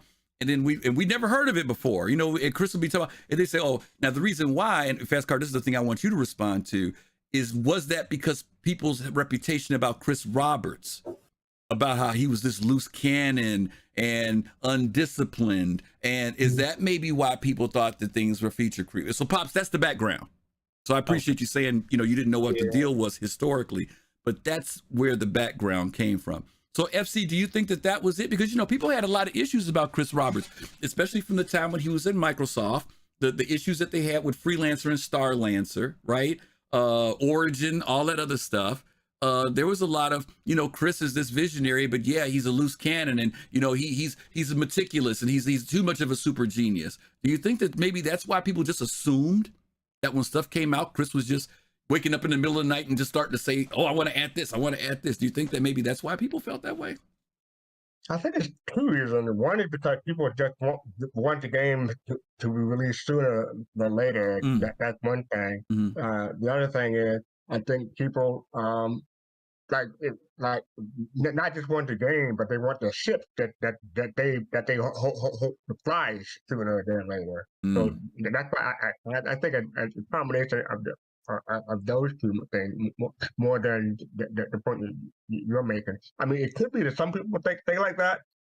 I don't know who, and if they are part of the community, they probably won't be part of the community for long. In my opinion, that's my guess, though. Well, the feature creep, I can tell you that it came from, that was usually the argument that people, because guess who they thought was feature creeping? They thought it was Chris, not the community. Right. You see what I'm saying? Right. And so that you know how it was when it's in from the chairman. You know, we were asking all these questions, but then something would come up that we get, and they'd be like, "Man, they're just doing all this feature creep. They need to stop." I mean, and to be fair, we make jokes about that too sometimes. Like, especially if we see something like The Mandalorian come out with something cool, we be like, "I hope Chris Roberts doesn't see that." Yeah, right. That's where that comes from. Part of it is also for continue the stereotype too, but we do it in fun, but some people may take it seriously. Yeah, that's a good point. Well, listen, let's go ahead and jump ahead because, by the way, what we're talking about right now with this whole thing of feature creep and understanding development, Disco elaborated on that today on ISC. He said some really cool stuff about the timeline of how things work in development. But before we go to him, we're going to hit one more thing, which is Invictus. Fastcart, we were just talking about that a little while ago. Invictus is coming up within 2 weeks, starting May 20th. They put out a new trailer, and we just got finished talking about where we thought Invictus might be because of one of the screenshots we had, and lo and behold, guess what? Check it out.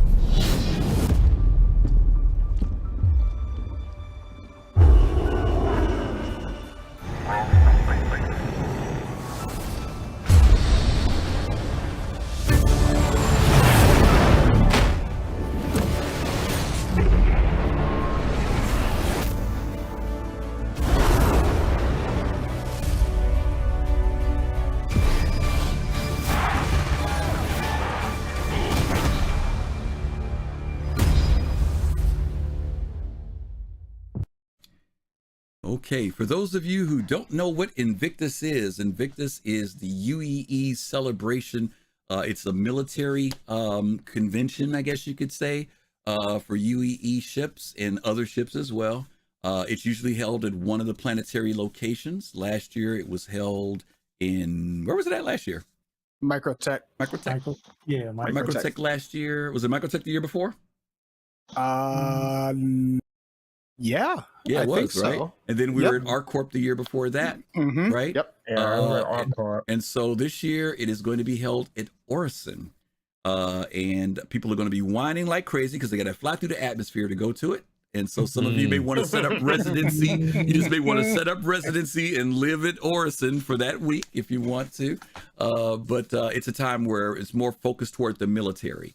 And CIG has been building the lore around this more and more each year when they've been doing it. Let me start off in the middle this time. Graybeard, did you go to Invictus last year, or will this be your first year going? This will be my first year going, but I went to IAE last fall. Okay. So it's kind of like a little teaser that I had from there. Okay. Good. But anyway, I really hate to rush off, guys, but I do have a fashion show to get ready for tomorrow. Okay. I really enjoy your show. Thank you, and I look forward to seeing y'all again the next trip. We appreciate you, man. Sorry, Thanks Good for luck stopping with the show in. tomorrow, buddy. Yeah, have fun. Thanks for stopping in. Thanks, man. Fist, you've been to Invictus, Fist, right? Mm-hmm. Yeah. What do you think about this one at Orison? Any surprises? Good God. It's at Orison. But I mean, you know, hey, book your apartment now, man. Book your apartment now. I know. I'm like, oh my God. Make a week vacation. I haven't been over there in a while. Stop flying them big ships. Get the little ship. Get it out in 2 minutes. Well, the thing is that me and my dad, we fly together. So getting that Pisces, brother. Two in the back of the Pisces. We don't have a Pisces. What about what my fault? 85X? 85X? 85X a long time ago. 85X? What? No. No two-seaters. 85 You and Pops, come on, man. Y'all supposed to have a two-seater. Y'all can jump in. Y'all need a coupe. Y'all need a we waiting for the coupe. Scorpius. Oh, Lordy. That ain't no That ain't no coupe. That's a fighter, man. Well, let me put it to you this way. If you're waiting for it, it's probably going to be there this year. Exactly. So there we go. But that's what I'm looking forward to. Definitely is that Scorpius to come out and be able to test that out, and hopefully if it is good, I'm gonna write my letter to dear CIG. Please do not nerf this. Don't listen to them haters or whatever they are. Just hit that mute button. See, it's red. Hit it. Don't be afraid to hit the mute button, please. Oh God, that's funny. Let's see who's up next. Calrati, go to you this time. Invictus, are you ready for it? Yeah, but firstly, all I'll say is that he can get an Aurora. The bed can be the co-pilot. There you go. There you go. Pops can lay down in the bed. Ain't that a trip? Yeah, because you don't want to stand up in the back of that bad fella. You get bounced around all over the place. Yeah. Okay. Yeah. But yeah, Invictus was really, really nice. It was very surprising to see the Javelin and how they actually allowed us to get inside of the Javelin, and even the Bengal. Wow. Which actually is making me very curious as to what they'll do with the tour. If the Bengal, is it going to be near Port Olisar, or how that whole thing is going to go? And I'm very excited to see how it's going to be, if they have any additions or so. If they're going to, in terms of the Javelin tour, is it going to be the same thing? You know what? That's a good question, Roddy, because the mooring for the Javelins and the Idrises has always been at an orbital station. Exactly. And Port O is not designed to handle those ships. Exactly. There's a bit of small tidbit I can say. Some rumor? And that is, there is a lot more of the Javelin interior in the game files than there was last year. I'll just leave it at that. I heard that, and I can give you a tidbit. And I can give you a tidbit that there's going to be more than a Javelin there this year. How about that? Yeah. That'll be my tidbit. There we go. I like it. Okay. I like it. So, but I am curious as where they're going to moor those ships, because obviously mooring them in atmosphere down there, is that platform going to be able to accommodate that? At Orison? Yeah, I guess we'll have to see. Never doubt the power of Crusader, I guess. Well, hey, there you go. It's going to be in space. Fastcart, there's no place to put it in space. The Port Olisar cannot hold those ships. That's why I'm saying, unless they decide to put out a new Port Olisar, they got to put it. They got to put it freaking down at Orison, and that's going to be a monstrosity. It'd be really interesting to see, because they used to do the rounds and stuff, but whether they'll do the rounds, I don't know. It would be one of the most epic scenes. Oh, could you imagine? Star Citizen. Oh my God. If they fly that thing down in atmosphere, that would be amazing. Amazing. All right. Let me go to Dark Knight. Dark Knight, your thoughts, Invictus. Well, it's regarding the Javelin Pops. Just get Pops. No, I've been bouncing. No, I've been bouncing up, down, up, down, up, down. Pops is after you. Okay.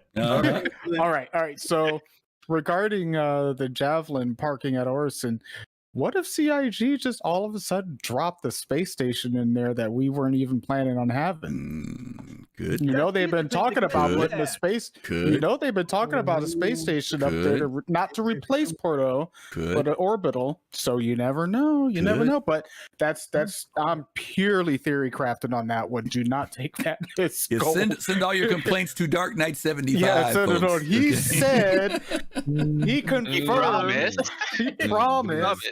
Yeah. No, Invictus is cool, man. Seeing that Javelin last year, kind of that tour and everything, if they expand on that, that's awesome. Maybe the NPCs can actually walk you around as opposed to just standing in one place. Theory crafting again, but it'd be cool to see what the new platform looks like down there in Orison. They showed off a little bit of it, so they're putting a brand new convention center in there. It's going to be something pretty cool to see, and probably going to add another shuttle stop or something. We'll see. It's going to be pretty cool. I'm excited about it. And my first Invictus was actually the one that was at ArcCorp. And I remember going there, and it was the day before it ended when I got into the game. Excuse me. And so excuse me for interrupting. Y'all look at the screen. What ship is that? I see it. Yep. Scorpius. You didn't notice it first? Yeah. It didn't click. It went by so fast. I assumed it was the because it went by so fast. I thought it was the mist ship, the you know what I'm talking about, the racer. The M50. No. The Razor. That's the X-wing at Cloud City. That's exactly what I was ready to say. That's exactly what it is. Ain't that a trip? I missed it. Yeah, Odie, I missed it, dude. It didn't click. It really didn't. Wow. Okay. Yeah, Pops, let's jump to you now. Since you see your X-wing now, what are your thoughts? Yeah, well, I saw it earlier. The X-wing flying through. We were talking earlier about the special events that we were hoping that were going to go on. Because each year they've been ramping it up. A few years ago, where they had them dock, everybody was around and floating around the ships that were docked outside. And then we got the tour, and I'm wondering what's the next level. Yeah, and we, that's what we were talking about earlier. Cool. So, I'm really curious. All right, Admiral Kusanagi. Yeah, how can I help you out? What's up? Just thoughts about Invictus. No, I know. I think I'm looking forward to it. It's I like to see the military ships. I'm hoping to see what comes out besides the Scorpius. I'm hoping for maybe there's a bomber, because if you remember the last vote that kind of showcased the Explorer and the vehicle, which ended up being the Spartan, and then also the thing that ended up being the hover quad. There's one more item on that list, and it was supposed to be a bomber, so this would be a good time frame for it to come out. Whether or not that actually happens is up to debate, but because we're getting the Scorpius at the same time. But yeah, I'm looking forward to it. Okay. I'm going through the video right now, like on super slow motion, to see if I'm missing anything something in there. It's another Easter egg. Okay. I don't know what they got the F8 in there. It's wicked fast. But yeah, I'll let you know if I find anything. All right. Grim, any thoughts about Invictus this year? Well, it's my favorite event of the year for sure. It's like the one thing I look forward to. I'm mostly just curious to what Anvil's going to have. They're the manufacturer that has the first day for the event, and if going by previous years, release kind of pipeline for CIG, the first manufacturer day is usually a ship release for that manufacturer, and usually that one's flight ready. So it would be, so I'm excited to see why Anvil is on the first day. At 29 seconds into the trailer, it's up for maybe 2 frames, a flash frame of an F8 Lightning flying in the foreground and something huge in the background, and some people said it's a Nautilus. It does not look like a Nautilus to me, but it looks like a big ship. So I'm just excited. I'm ready for some surprises. Well, let me throw in 2 cents. I'm gonna let fastcart jump in on this. Yeah, there it is. Yeah, I think that there's always been the rumor of the Anvil cap. That has been a big push. Oh my God. That has been a big push for manufacturer, for military, because they do not have one. And so there's always been this curiosity of if Anvil will produce one. There's also the idea of the Polaris, the Nautilus. We're pretty sure that they're going to push out the Scorpius, possibly the Corsair, that we may see them on the floor, those 2. So I think there's a lot of promise for some ships that we're not expecting that they may decide to drop. Now that's just me, y'all. So that's me pushing my theory crafting now. But I'm curious to see. And the Liberators is also another factor too, with us getting ready to go into Pyro. So it'll be interesting to see if any of those ships on that list I just named out, we actually see some type of, even if it's an on the floor model, may not be flyable, but I'm curious to see if any of those come out. I got one for you, Griffin. Yeah, go ahead. The Banny Merchantman. No.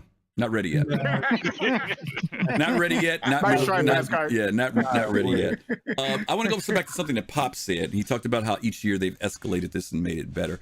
And I've always said that I hope that Invictus literally this year, instead of it just being where you go and look at ships, but that they actually will start having things that if you go to Invictus, You can sign up with the UEE. Maybe there's even missions, some things that you can do. It's escorting the ships in, just something. That's a dynamic event that they tie into it that makes people want to become recruitment, and you have to go to that desk because they've got the desk to sign up and everything. I would love for them to, with the AI, make things like that happen with this. So it becomes a much more interactive event, because for many people, as you guys remember when you went to IAE, if you go to these events, once you've seen the ships, once they've been there, folks leave.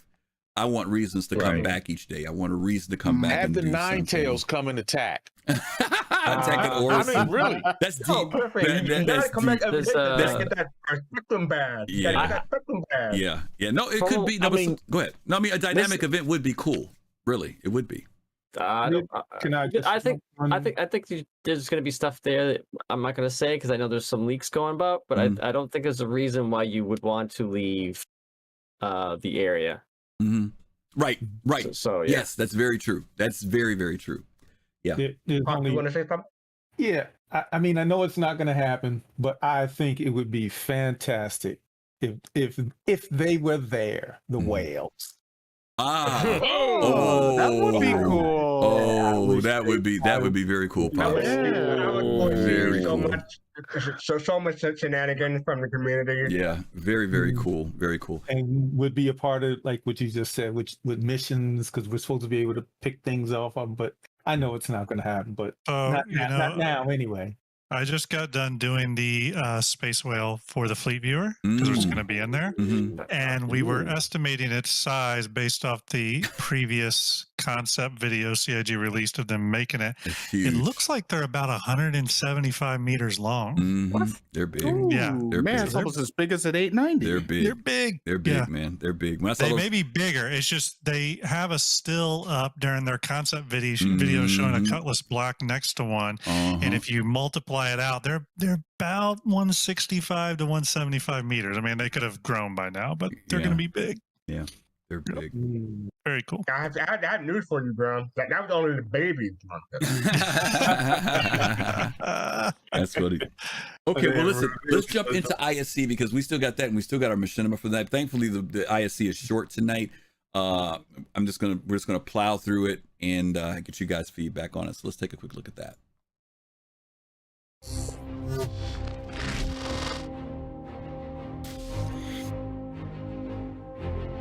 Hello. We talk a lot in the ISC about what developers are making for you, the Star Citizen community. But what you may not know is that in any large games development, there's usually a small team dedicated to making things strictly for the developers themselves. Tools development is at the very heart of what makes game development possible, and why each year is often more productive than the last. When building the never before built, it's often impossible to know exactly what you're going to need when you start. But as time goes on, developers begin to discover all the bottlenecks. The processes that, while necessary, can often devastatingly impede their momentum. And perhaps most commonly, processes that work fine for a small game, but don't always scale with a project as massive as Star Citizen. So we thought we'd take this week's show and dedicate it to some of the true heroes gamers never see behind the curtain, and enter the world of tools programmers. Up first, let's go to Montreal and meet some of the team there and learn a little about their most recent effort, the Mighty Bridge. Depending who you ask for. The tool team might be the most important team of a production. In our team, the focus is to develop tools for artists, designers, and technical artists. The scale in Star Citizen is insane, so we can't ask for artists and designers to make all the game fully by hand. Technically, we're more on the procedural side, but our tools team is also geared for art, like our Montreal office. The main idea is if there is a need, if there is a problem, or if there's anything that could be made any faster or more simpler for a user, then a tools programmer can go in and make their life easier.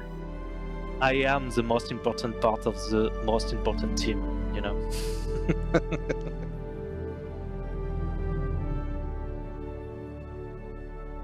As Star Citizen is evolving, we add more and more features over time. So that means that we need to be able to set up and place new type of data, and so you need new tools for that. We need to automatize a big part of the job. to move further and faster? Obviously, there is a lot to do because the world we try to create is huge. And what we tend to do as technical artists is trying to make the link between the developers and the artists themselves, because the artists are the ones, or the level designers are the ones that tend to use the tools, while the programmers tend to answer their needs. One recent example of a tool we developed is the Mighty Bridge. Mighty Bridge is a plugin for the game editor that link the game editor to any other software. Right now, the main usage is to be able to work in Houdini and have some effects directly in editor. With the Mighty Bridge, the communication is done in two-way direction. It can send information and ask stuff to Houdini, for example, and Houdini, while doing the computation, is able to say, okay, you want to place a cave here? Give me all the objects in this 50 meters radius so that I can adapt the recipe and then send back the result. And with other technology, you don't have that two-way communication, so it's also help us doing more complex recipe and adapt the content to the game level. The reason why the Mighty Bridge is important is there's a lot of technical resources and knowledge in all kinds of amazing tools, like, as I mentioned before, Houdini. And by providing a way that artists can interact with the editor from the tools that they know and love and have learned to use over many, many years, they can make more easily the stuff that they want. There's no time in between of like thinking about the logistics of everything. It just like does it for you. We made the Mighty Bridge thinking about the future, so that if we want to use other technology, we can plug them into the editor using it. And for example, if we want to use Blender or 3ds Max or Maya or Substance Designer, for example, that we are using, but if we want to plug them into the editor, we could use Mighty Bridge to do that. Tools programming is core to whoever interacts with anything to make content. I've been working in the industry for 15 years. I never found a project that has such ambitions. And I feel like this game tends to always say there is a goal and we will do whatever it takes to reach that goal. Mighty Bridge is just one of the ways tools programmers work to improve the workflow of all developers, allowing for an unprecedented two-way communication between independently developed softwares that were never intended to speak to one another, shaving the downtime and removing the need for import and exports all over the place. But that's not where this week's Tools Time story ends. Let's stop there real quick. We'll pick up after here. Just what do you guys think about this thing with the tools? We hadn't heard them talk about tools in quite a while, but they're back now talking about tools again. Let me start with Grim on this one. Your thoughts about this with the tools and the importance of tools, maybe.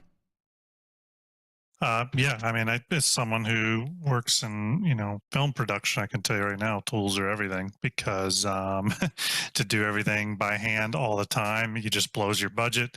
Not to mention how long everything takes, but it blows your budgets. It burns artists out. It's just a negative thing all around. So tools are a huge thing.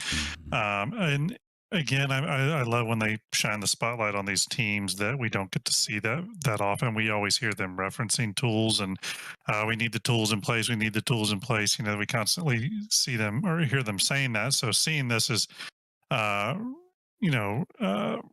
really nice. And we've seen this a little bit during I think it was last CitizenCon, actually, where they showed us some of that. I forget what it's called. They showed us some of that base building kind of stuff they're using for the Colonial Outpost that will hopefully make its way to, the Pioneer gameplay. But they're showing some of those back-end tools, and I love that stuff. Yeah. I'm not going to go down everybody's list here unless you just have something that you want to say about it, because, like I said, we've got a lot still to cover. Is there anybody else who wants to comment about tools? Sure. It's, I dabbled in a little bit because I see it like Grim is saying, these tools are very essential to communication between a software like, for example, Unreal Engine, between Unreal Engine to Nuke.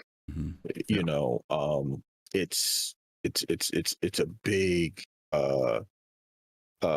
time saver, especially like if you're porting something from Houdini into Clarice, geometries can be off because the way how Houdini looks at geometry versus how the way Clarice looks at geometry, you know, and it's different. So when you have that bridge and a gap that, you know, can allow one thing to go into another without you having to have to go through that extra step of having to have to now convert this to convert that, and then to make sure everything lines up within your plane or whatever, you know, however, whatever you're trying to achieve, it is very important. I mean, time saver. So think of like these tools as quality of life in a game.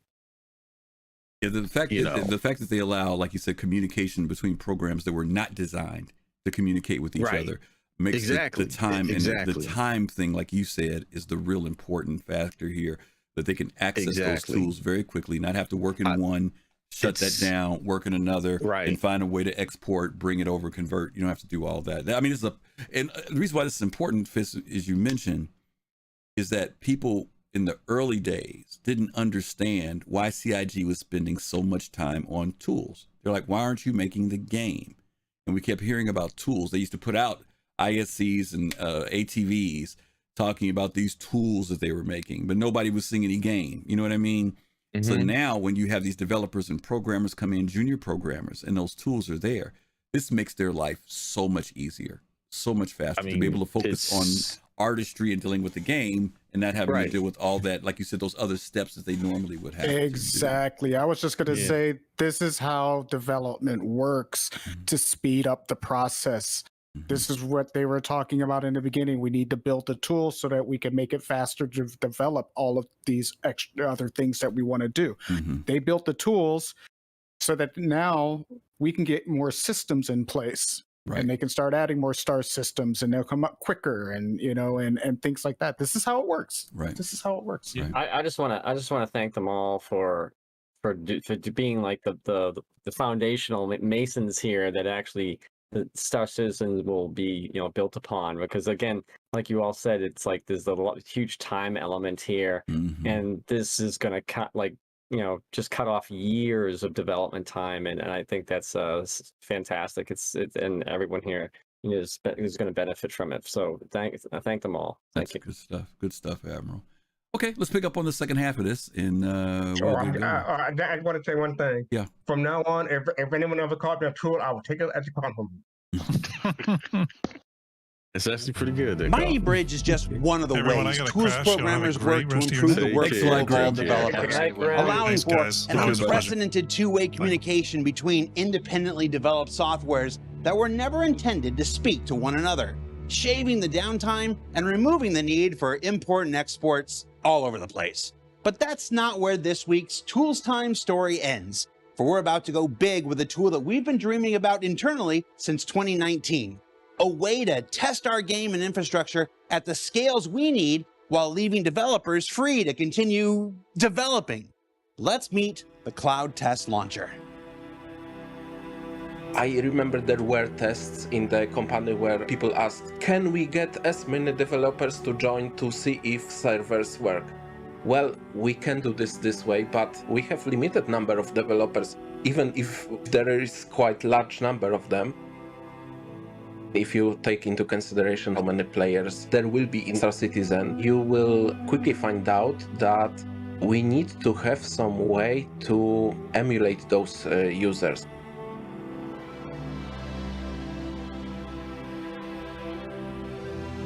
The idea was created like 4 years ago. The first iteration was that you can go to the developer machines, install the software, and one person could simulate that traffic using those machines. Then came the next iteration of this idea, where we wanted to move that to the actual cloud.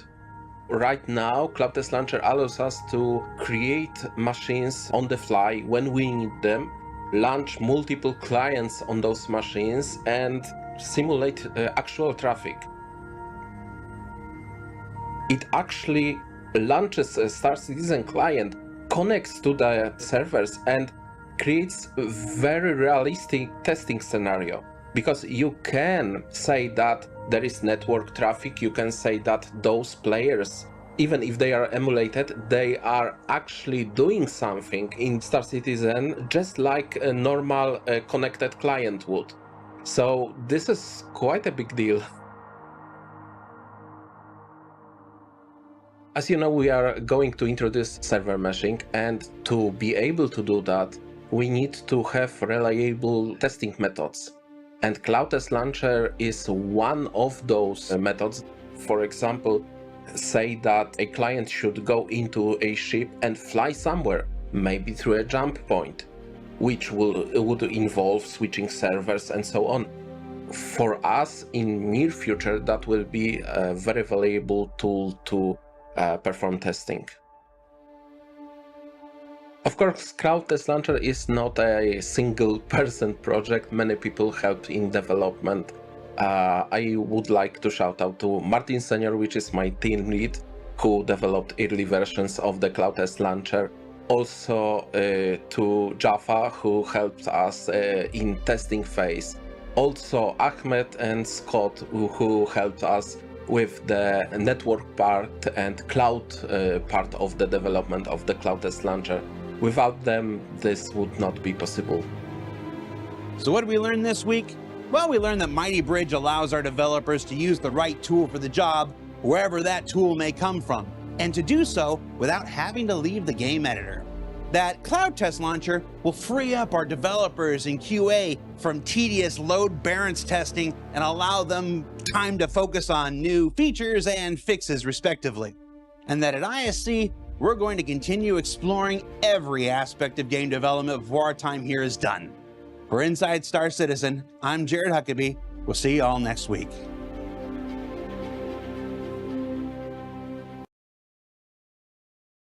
Okay, interesting piece. They talk about this new tool that they had been looking at since 2019, which is 3 years ago. But they are really excited about this being able to simulate clients to allow them to begin to test in the game. Let me jump to Kalrati on this one first. Kalrati, how significant is this in relation to being able to do testing in the game for the developers? Oh my lord, so much. Because when they first spoke about it, and I can't remember when, I think they mentioned it in the monthly report some time back. Currently, I think they're at V4 in terms of its development, and to be able to hear that they're actually able to integrate this and test it to get a more accurate server load or server response is so relieving, especially as we expand the game more in terms of the environment and in terms of connections. So that means because the challenge would have been, would they always have to rely, even though the community is always grateful to provide feedback, would they always have to rely on the community to provide them that kind of response? And do they actually have to put the build into a live or PTU environment to get that kind of response at with the load that they're looking for? This allows them to have a much better forecast and much better prediction, as opposed to waiting and actually putting it into the game to get a response. So, and especially since he said as they're introducing server meshing in time, I'm sure it's going to benefit them to untold amounts. So I'm really glad to see that it's actually it's being tested and being used by the developers, and it's definitely going to benefit everybody. Yeah. DK, if you're there, let me jump into you. I just saw you mute your mic. Okay, he is there. DK, one of the things I thought that was cool in this video was you see him actually punch in like how many players. He put in like 20, right? And then we watch them on port O, and we see the ship spawn, and then we see them take off, cool stuff, right? Cool stuff. Very cool. Very cool. This is what's called a stress test, but it's not involving players. It's involving the development team. And this is working towards seeing if the server can be stable with that many people in one area. And this is how they're going to end up testing without our involvement, server meshing and server stability and persistence and things like that. And they need this kind of tool because you know, as much as we, you know, some of us like to say that we are helping test a game, the large majority of people aren't testing the game and aren't giving feedback. So this is one of their ways that they can get the reliable information that they need to in order to perform those kinds of tests and not rely on the player community to do so. So I find this very interesting that they were able to do that. And, you know, he's just hearing what he said. He's like, this is, you know, it frees up resources for us and be able to, you know, we don't have to have 50 people playing the game at the same time. Now you're obviously you're going to hear people say, well, they don't even play their own game. They just let the computer do it. You know, come on. It's just the way things work. They're going to do it in a simulation first. Then they'll move it into hands of the QA of the QA, and then they'll move it into the hands of Evocati, and it'll just keep moving along from there. But this is, you know, this is how it gets started. And you know, you want to know how server meshing is going to get tested and how they're going to work. This is exactly how they're going to do it. Okay.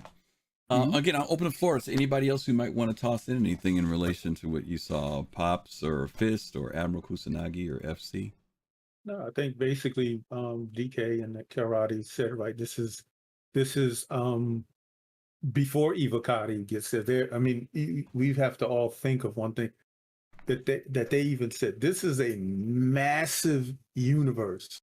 When they need to test that, and they need, because there's going to be millions of people, NPCs and all that. When they need to test that, I mean, you know, what are they going to do? There's not a million people working at, you know, CIG. So yeah, this is an absolute needed tool that has to be there. Very cool. Very cool. Okay. Anybody else? If not, we're going to jump into our Machinima. Well, thank you guys for hanging out with us tonight. We're running a little over, but we started a little late. So, fastcart, I'm going to go into this Machinima and talk a little bit why we picked what we picked. Some of you all know that we've been supporters of Zark Media. We really like the work that Zark Media has done. They kind of, for those of you who maybe don't remember who they are, they're the people that put together these little like news briefs. Reminiscent of back in the days when we had other groups like INN and folks that would do these news broadcasts. CIG, remember fastcart? Even they at one period of time used to do their little news. Was it the Empire Report type of thing? Yeah, and I still miss that black guy. We haven't seen him since. Yeah, the show ended after he came on, right? So we have to figure out what's going on. But he barely lasted 15 minutes. That's it. I think he did make 2 episodes. They canceled the show. They canceled the show after that. But yeah, Zark Media does some really great stuff, and we've highlighted his stuff before. But because they're short, so usually less than a minute, maybe 2 minutes long. You know, you have to take them in bites. So today I wanted to grab a few of them and show them tonight, but I want you to see the progression of what's happening with his work that he's doing, but also something that's being said to me. Maybe this is me and I'm just thinking too much about it, but I think he's saying something with these videos. The first 3 videos are videos that have humor. And so I just want to have something to laugh at and chuckle at because I think you'll appreciate them. But the last 2 videos are saying something, I think, about the vision of the game.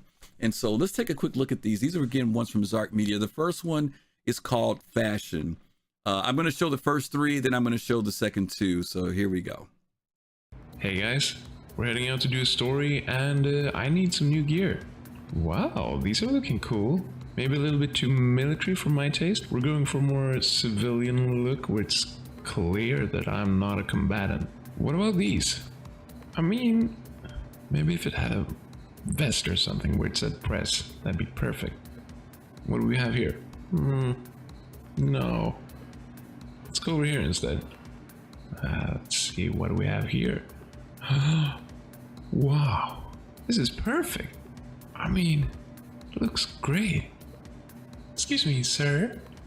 Yeah, my son will be so happy to hear you like his design. Oh, your son designed this. How old is he? He's 2. Oh, okay.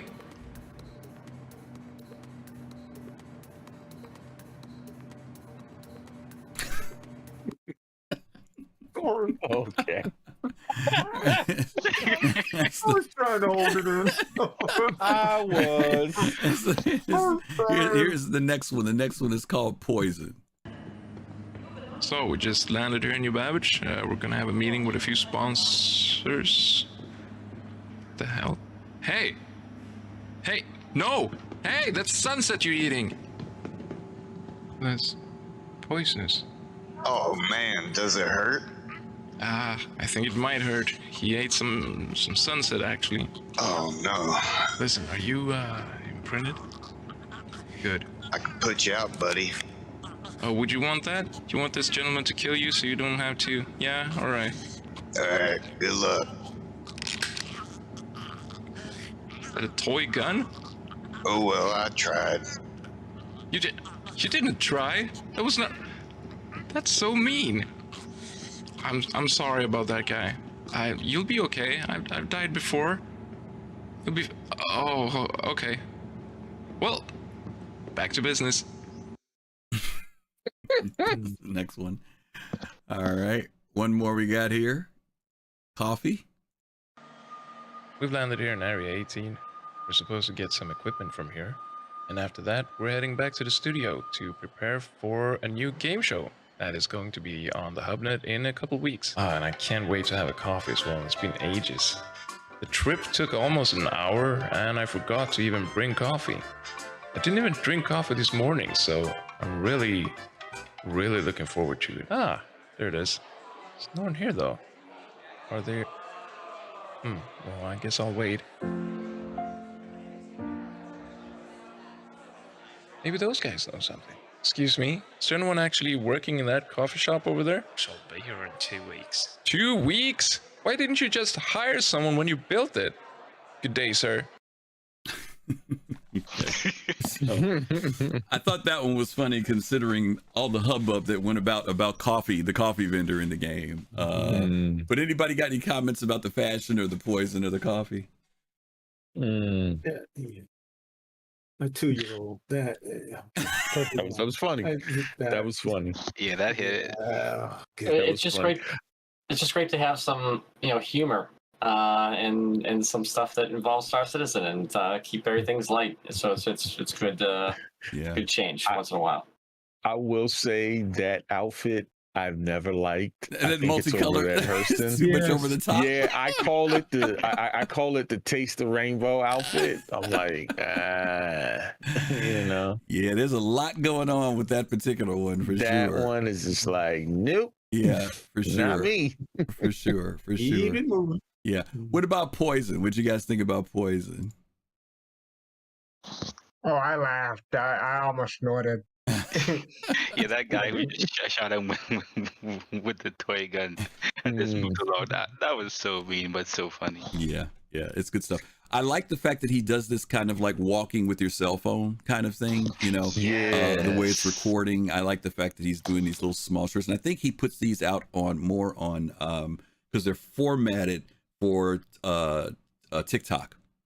I think he's been putting them out for that, these little shorts. But I hope that they do gain him some good attention, especially toward the game. They're little mini stories that obviously can make people kind of curious and saying, hey, I wonder what the game, what this is about.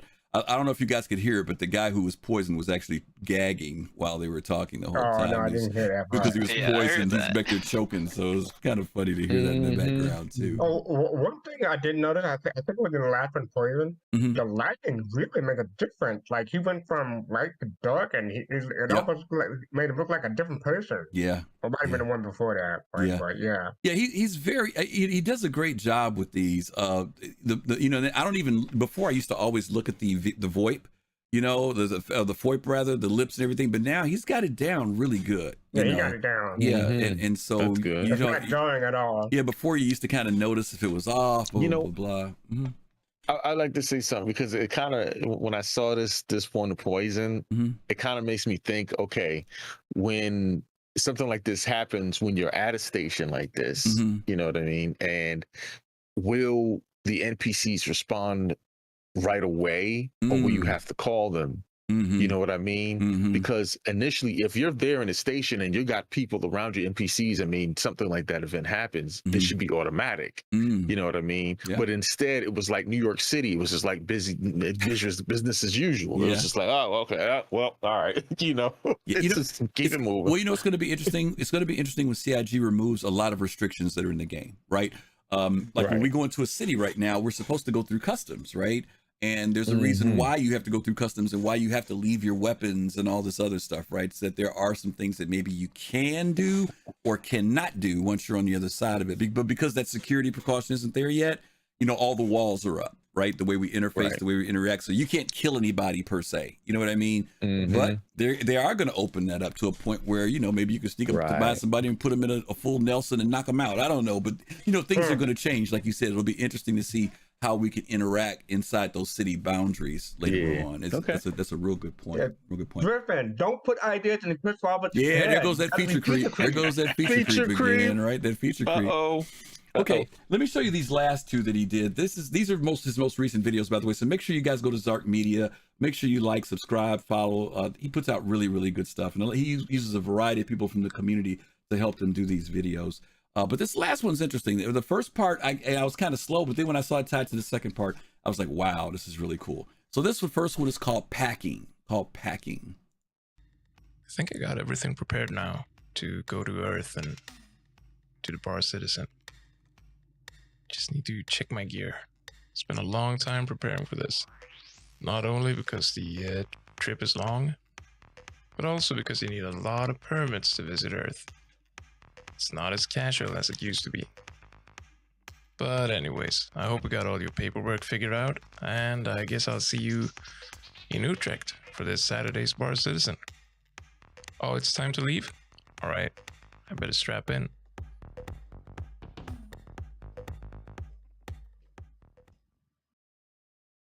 We arrived at the jump gate, and right now we're in Quantum, bound for Earth.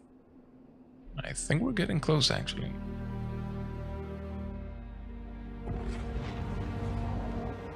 There it is.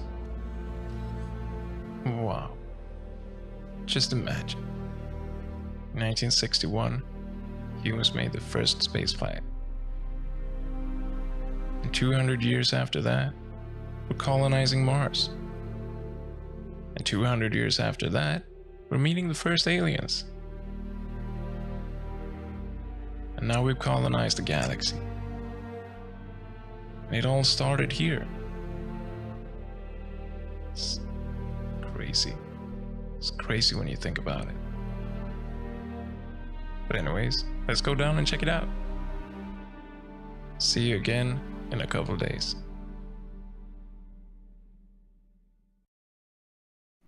Okay, let's talk about that one. Those two are tied together.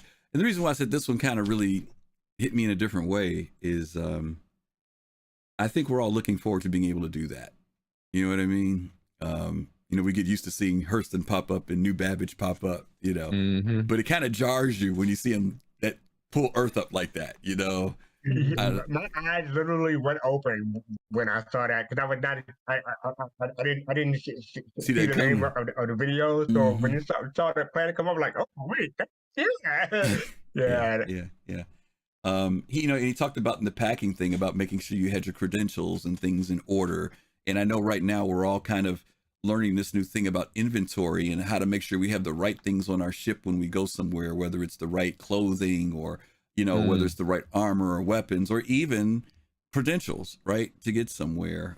Fist, you and I have been doing this recently, you know, packing our ships and stuff, and we know Colossal's been doing it. We heard Sigelian last week talk about how he's actually been living on his ship now for the past, I think he said 2 weeks or 2 months, I can't even remember, where he does everything on board his ship. What do you think about when you saw this thing with Earth and, you know, that whole story there? You know what? When I actually saw this and what you just said, you just speaking, it actually made me think about, I got to make sure I got my license and registration in my glove compartment. You know what I mean? Yeah. Did I leave home without it? Right. You know? Right. So it's kind of one of those things where you have to, you know, like I said, again, it's space in real life. You know, it's almost, you know, life in space. So yeah. I mean, it's I actually, to be honest with you, I actually enjoy that aspect of it, where it takes you out of the mind frame of a run and gun type of game, whereas it's like you said, it's more logistics, it's more planning, it's more slowing things down, and this is about being able to do this thing that we talk about of space travel, right? Right. I mean, this wasn't about any major encounter or aliens or anything like that, but just being able to travel somewhere, right? With anticipation, right? He said he was going there to go to Bar Citizen. You know what I mean? Right. Very That was cool. Yeah. Very cool. Very cool. And you never know, really. Okay, I'm sorry. No, go ahead. No, I was just gonna say you never know. Bar Citizens may be held like this. Absolutely. In fact, we're thinking within about the game. doing that virtually one day soon. I won't say anything about it, but we're Okay, thinking about maybe you doing the don't. next one You just virtually. Better believe I'll fly my 600i in there too. I love that. All right. Well, maybe we'll let you host it, DK. How about that? Maybe that'll be the deal. We'll host it. We'll host it on your ship. After the rework. Yeah. Any other? Go ahead. All I was going to say was that Donkey asked the question: is that had Zark ever been on the show before? We had Elite Expedition, Zark, Star Jump, and one other The person. folks who made Adrift. And if Admiral, if you wouldn't mind, Admiral, can you go back and pull up that show for us? If maybe that is what he. No, he didn't. Do me a favor. We did it in December. It was at the end of the year because I was on vacation when you guys did it. It was the show called the Cinemakers that we did, and we had 4 of the really, the people who we thought were very prolific producers of Machinima in the community come on board, Galky. So yeah, you'll enjoy it. Zark was really, all of them were great. Every one of them was really, really good. Star Jump, it was Star Jump. Star Jump was one of them as well. And they hung around and talked for a while after the show. They all 4 of them hung out with us and talked quite a while about Machinima. And it was funny because I think Zark Meter was in Australia or some crazy. Yeah, he's like in Norway or yeah. something. like that. He's So yeah, definitely check out that video. You'll enjoy it. But I hope you guys enjoyed this as well. Calrati, was there anything you want to say, or Admiral, in relation to this one, or Pops? So good. Oh well, I just have one thing, and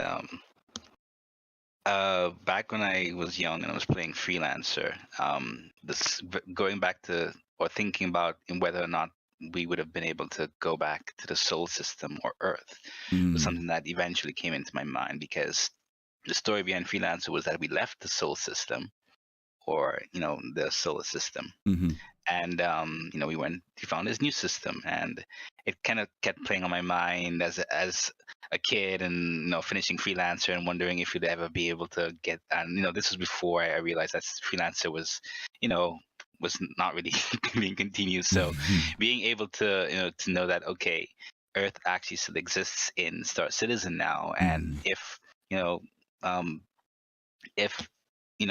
good things prevail, we'll actually be able to see in some way the solar system again, and being able to see that after so long, it's in a different game, but as a continuation of what maybe Sierra may have wanted. It's really exciting. Yeah, it is. I just think it's pretty introspective of, it's in a way. We're here to celebrate what this video game that we're all following quite intently, because we're not going to be able to go in space like this, but the hope is someday that humanity will have that capability to go beyond our solar system and to have this very talk to themselves, out a giant window. And like some people have done about maybe they fish on ships today and think about how far we've come in terms of sailing across the planet.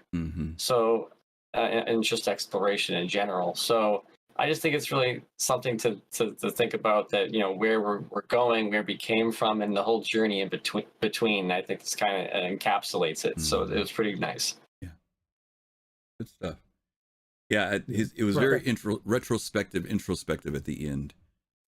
Especially him tying in the lore of what we did 200 years from now and 200 years, but then bringing it all back and saying, but this is where it all started. We we don't hear very much conversation about Earth when we talk about Star Citizen. You know what I mean? We'll talk about not yet. We'll talk about Terra. We'll talk about going up to the Banu or the Xi'an. But his point here of saying that this is where it all began, and not just in relation to the game, but real life. You know what I mean? How we feel about fantasy and science fiction in general. How we feel about science in general. You know, it all starts here. And I thought that was just really kind of a cool way to tie all those little strings together. So I got a question though. Yeah. Isn't Earth supposed to be like a trash heap right now? Well, you know, where you go. No, it's not that bad. It's not that bad. But obviously, you know, the reason why we spread out is because, you know, we felt that we were tapping the resources. You know, the typical story. I don't have to tell you the story about why we go into exploration. But I do like the fact that he reminds us of where it all began. Right. You know, that was real sentimental. That was cool. And that was my one problem with that Earth video. The Earth, you didn't. It looked too pristine. There was no smog or anything like that going around. That was my one problem with that video. I don't know that there is though, because if you look at the concept art for what they show for Moscow and New York and stuff, it doesn't look terrible. It doesn't look terrible. Not in the sense of like pollution or anything like that. I think there's just that we had just reached our point where we maxed out what we needed to do and we needed to get off the planet, you know. And obviously people still lived on Earth because in lore there is this big discussion about where is the center of everything. Is it Earth because we started there, or is it Terra because that's where we expanded to? Another thing I mentioned for the Earth video, I think the piece of music that he showed fit really well. Yeah, it was really nice. With that video. It was nice. Yeah. So anyway, I hope you guys enjoyed it. Pops, you gonna say something? I'm sorry. Go ahead. Oh, yeah. I just wanted to say you can tell that he did these with us in mind, because we've all walked past that outfit. We've all looked at that outfit out one corner of our eye, like, okay, all right. Giving it the side eye, right?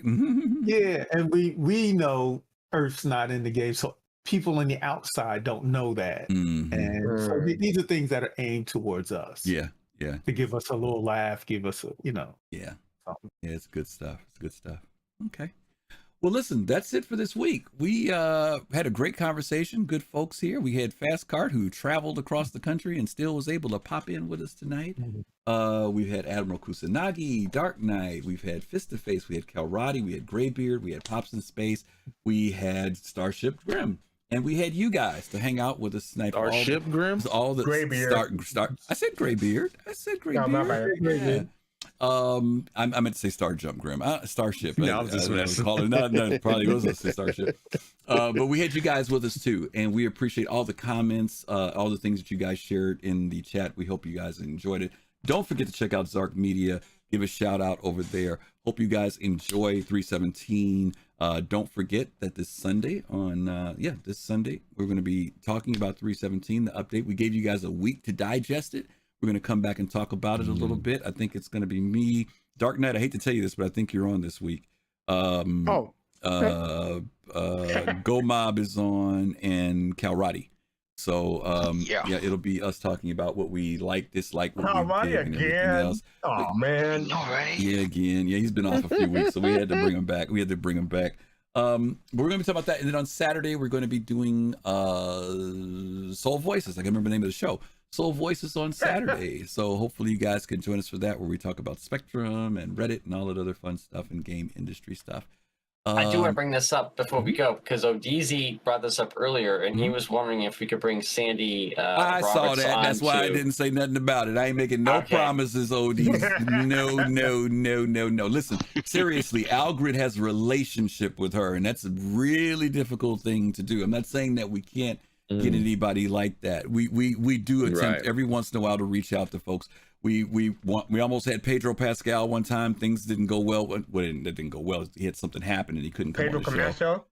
What did I say? Pedro Pascal, didn't I? See there, I'm thinking about this. Yep. It's late, y'all. I was it's late. I'm getting all my names mixed up. Pedro Camacho. They said, "Whoa, you go with the Mandalorian on your show? That's pretty good." No, Pedro Camacho. And so there's other people, but yes, we are trying to get folks on board. But again, we've been very blessed when we do the bar citizens to have Star Citizen the devs and community managers come on and hang out with us, and it's been a blast. So anyway, don't forget, Invictus starts on the 20th. We are going to do another bar citizen right after that, the first week in June, if I'm not mistaken.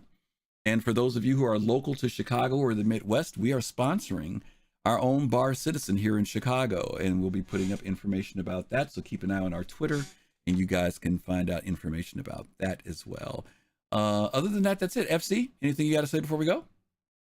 No, I'm good. Thank you. Okay. Well, happy Mother's Day to all of you. Hopefully we'll see you guys over the weekend. And if not, we'll see you next week. And as we always tell you guys, peace, love, and soul. You guys take care of yourselves and stay safe.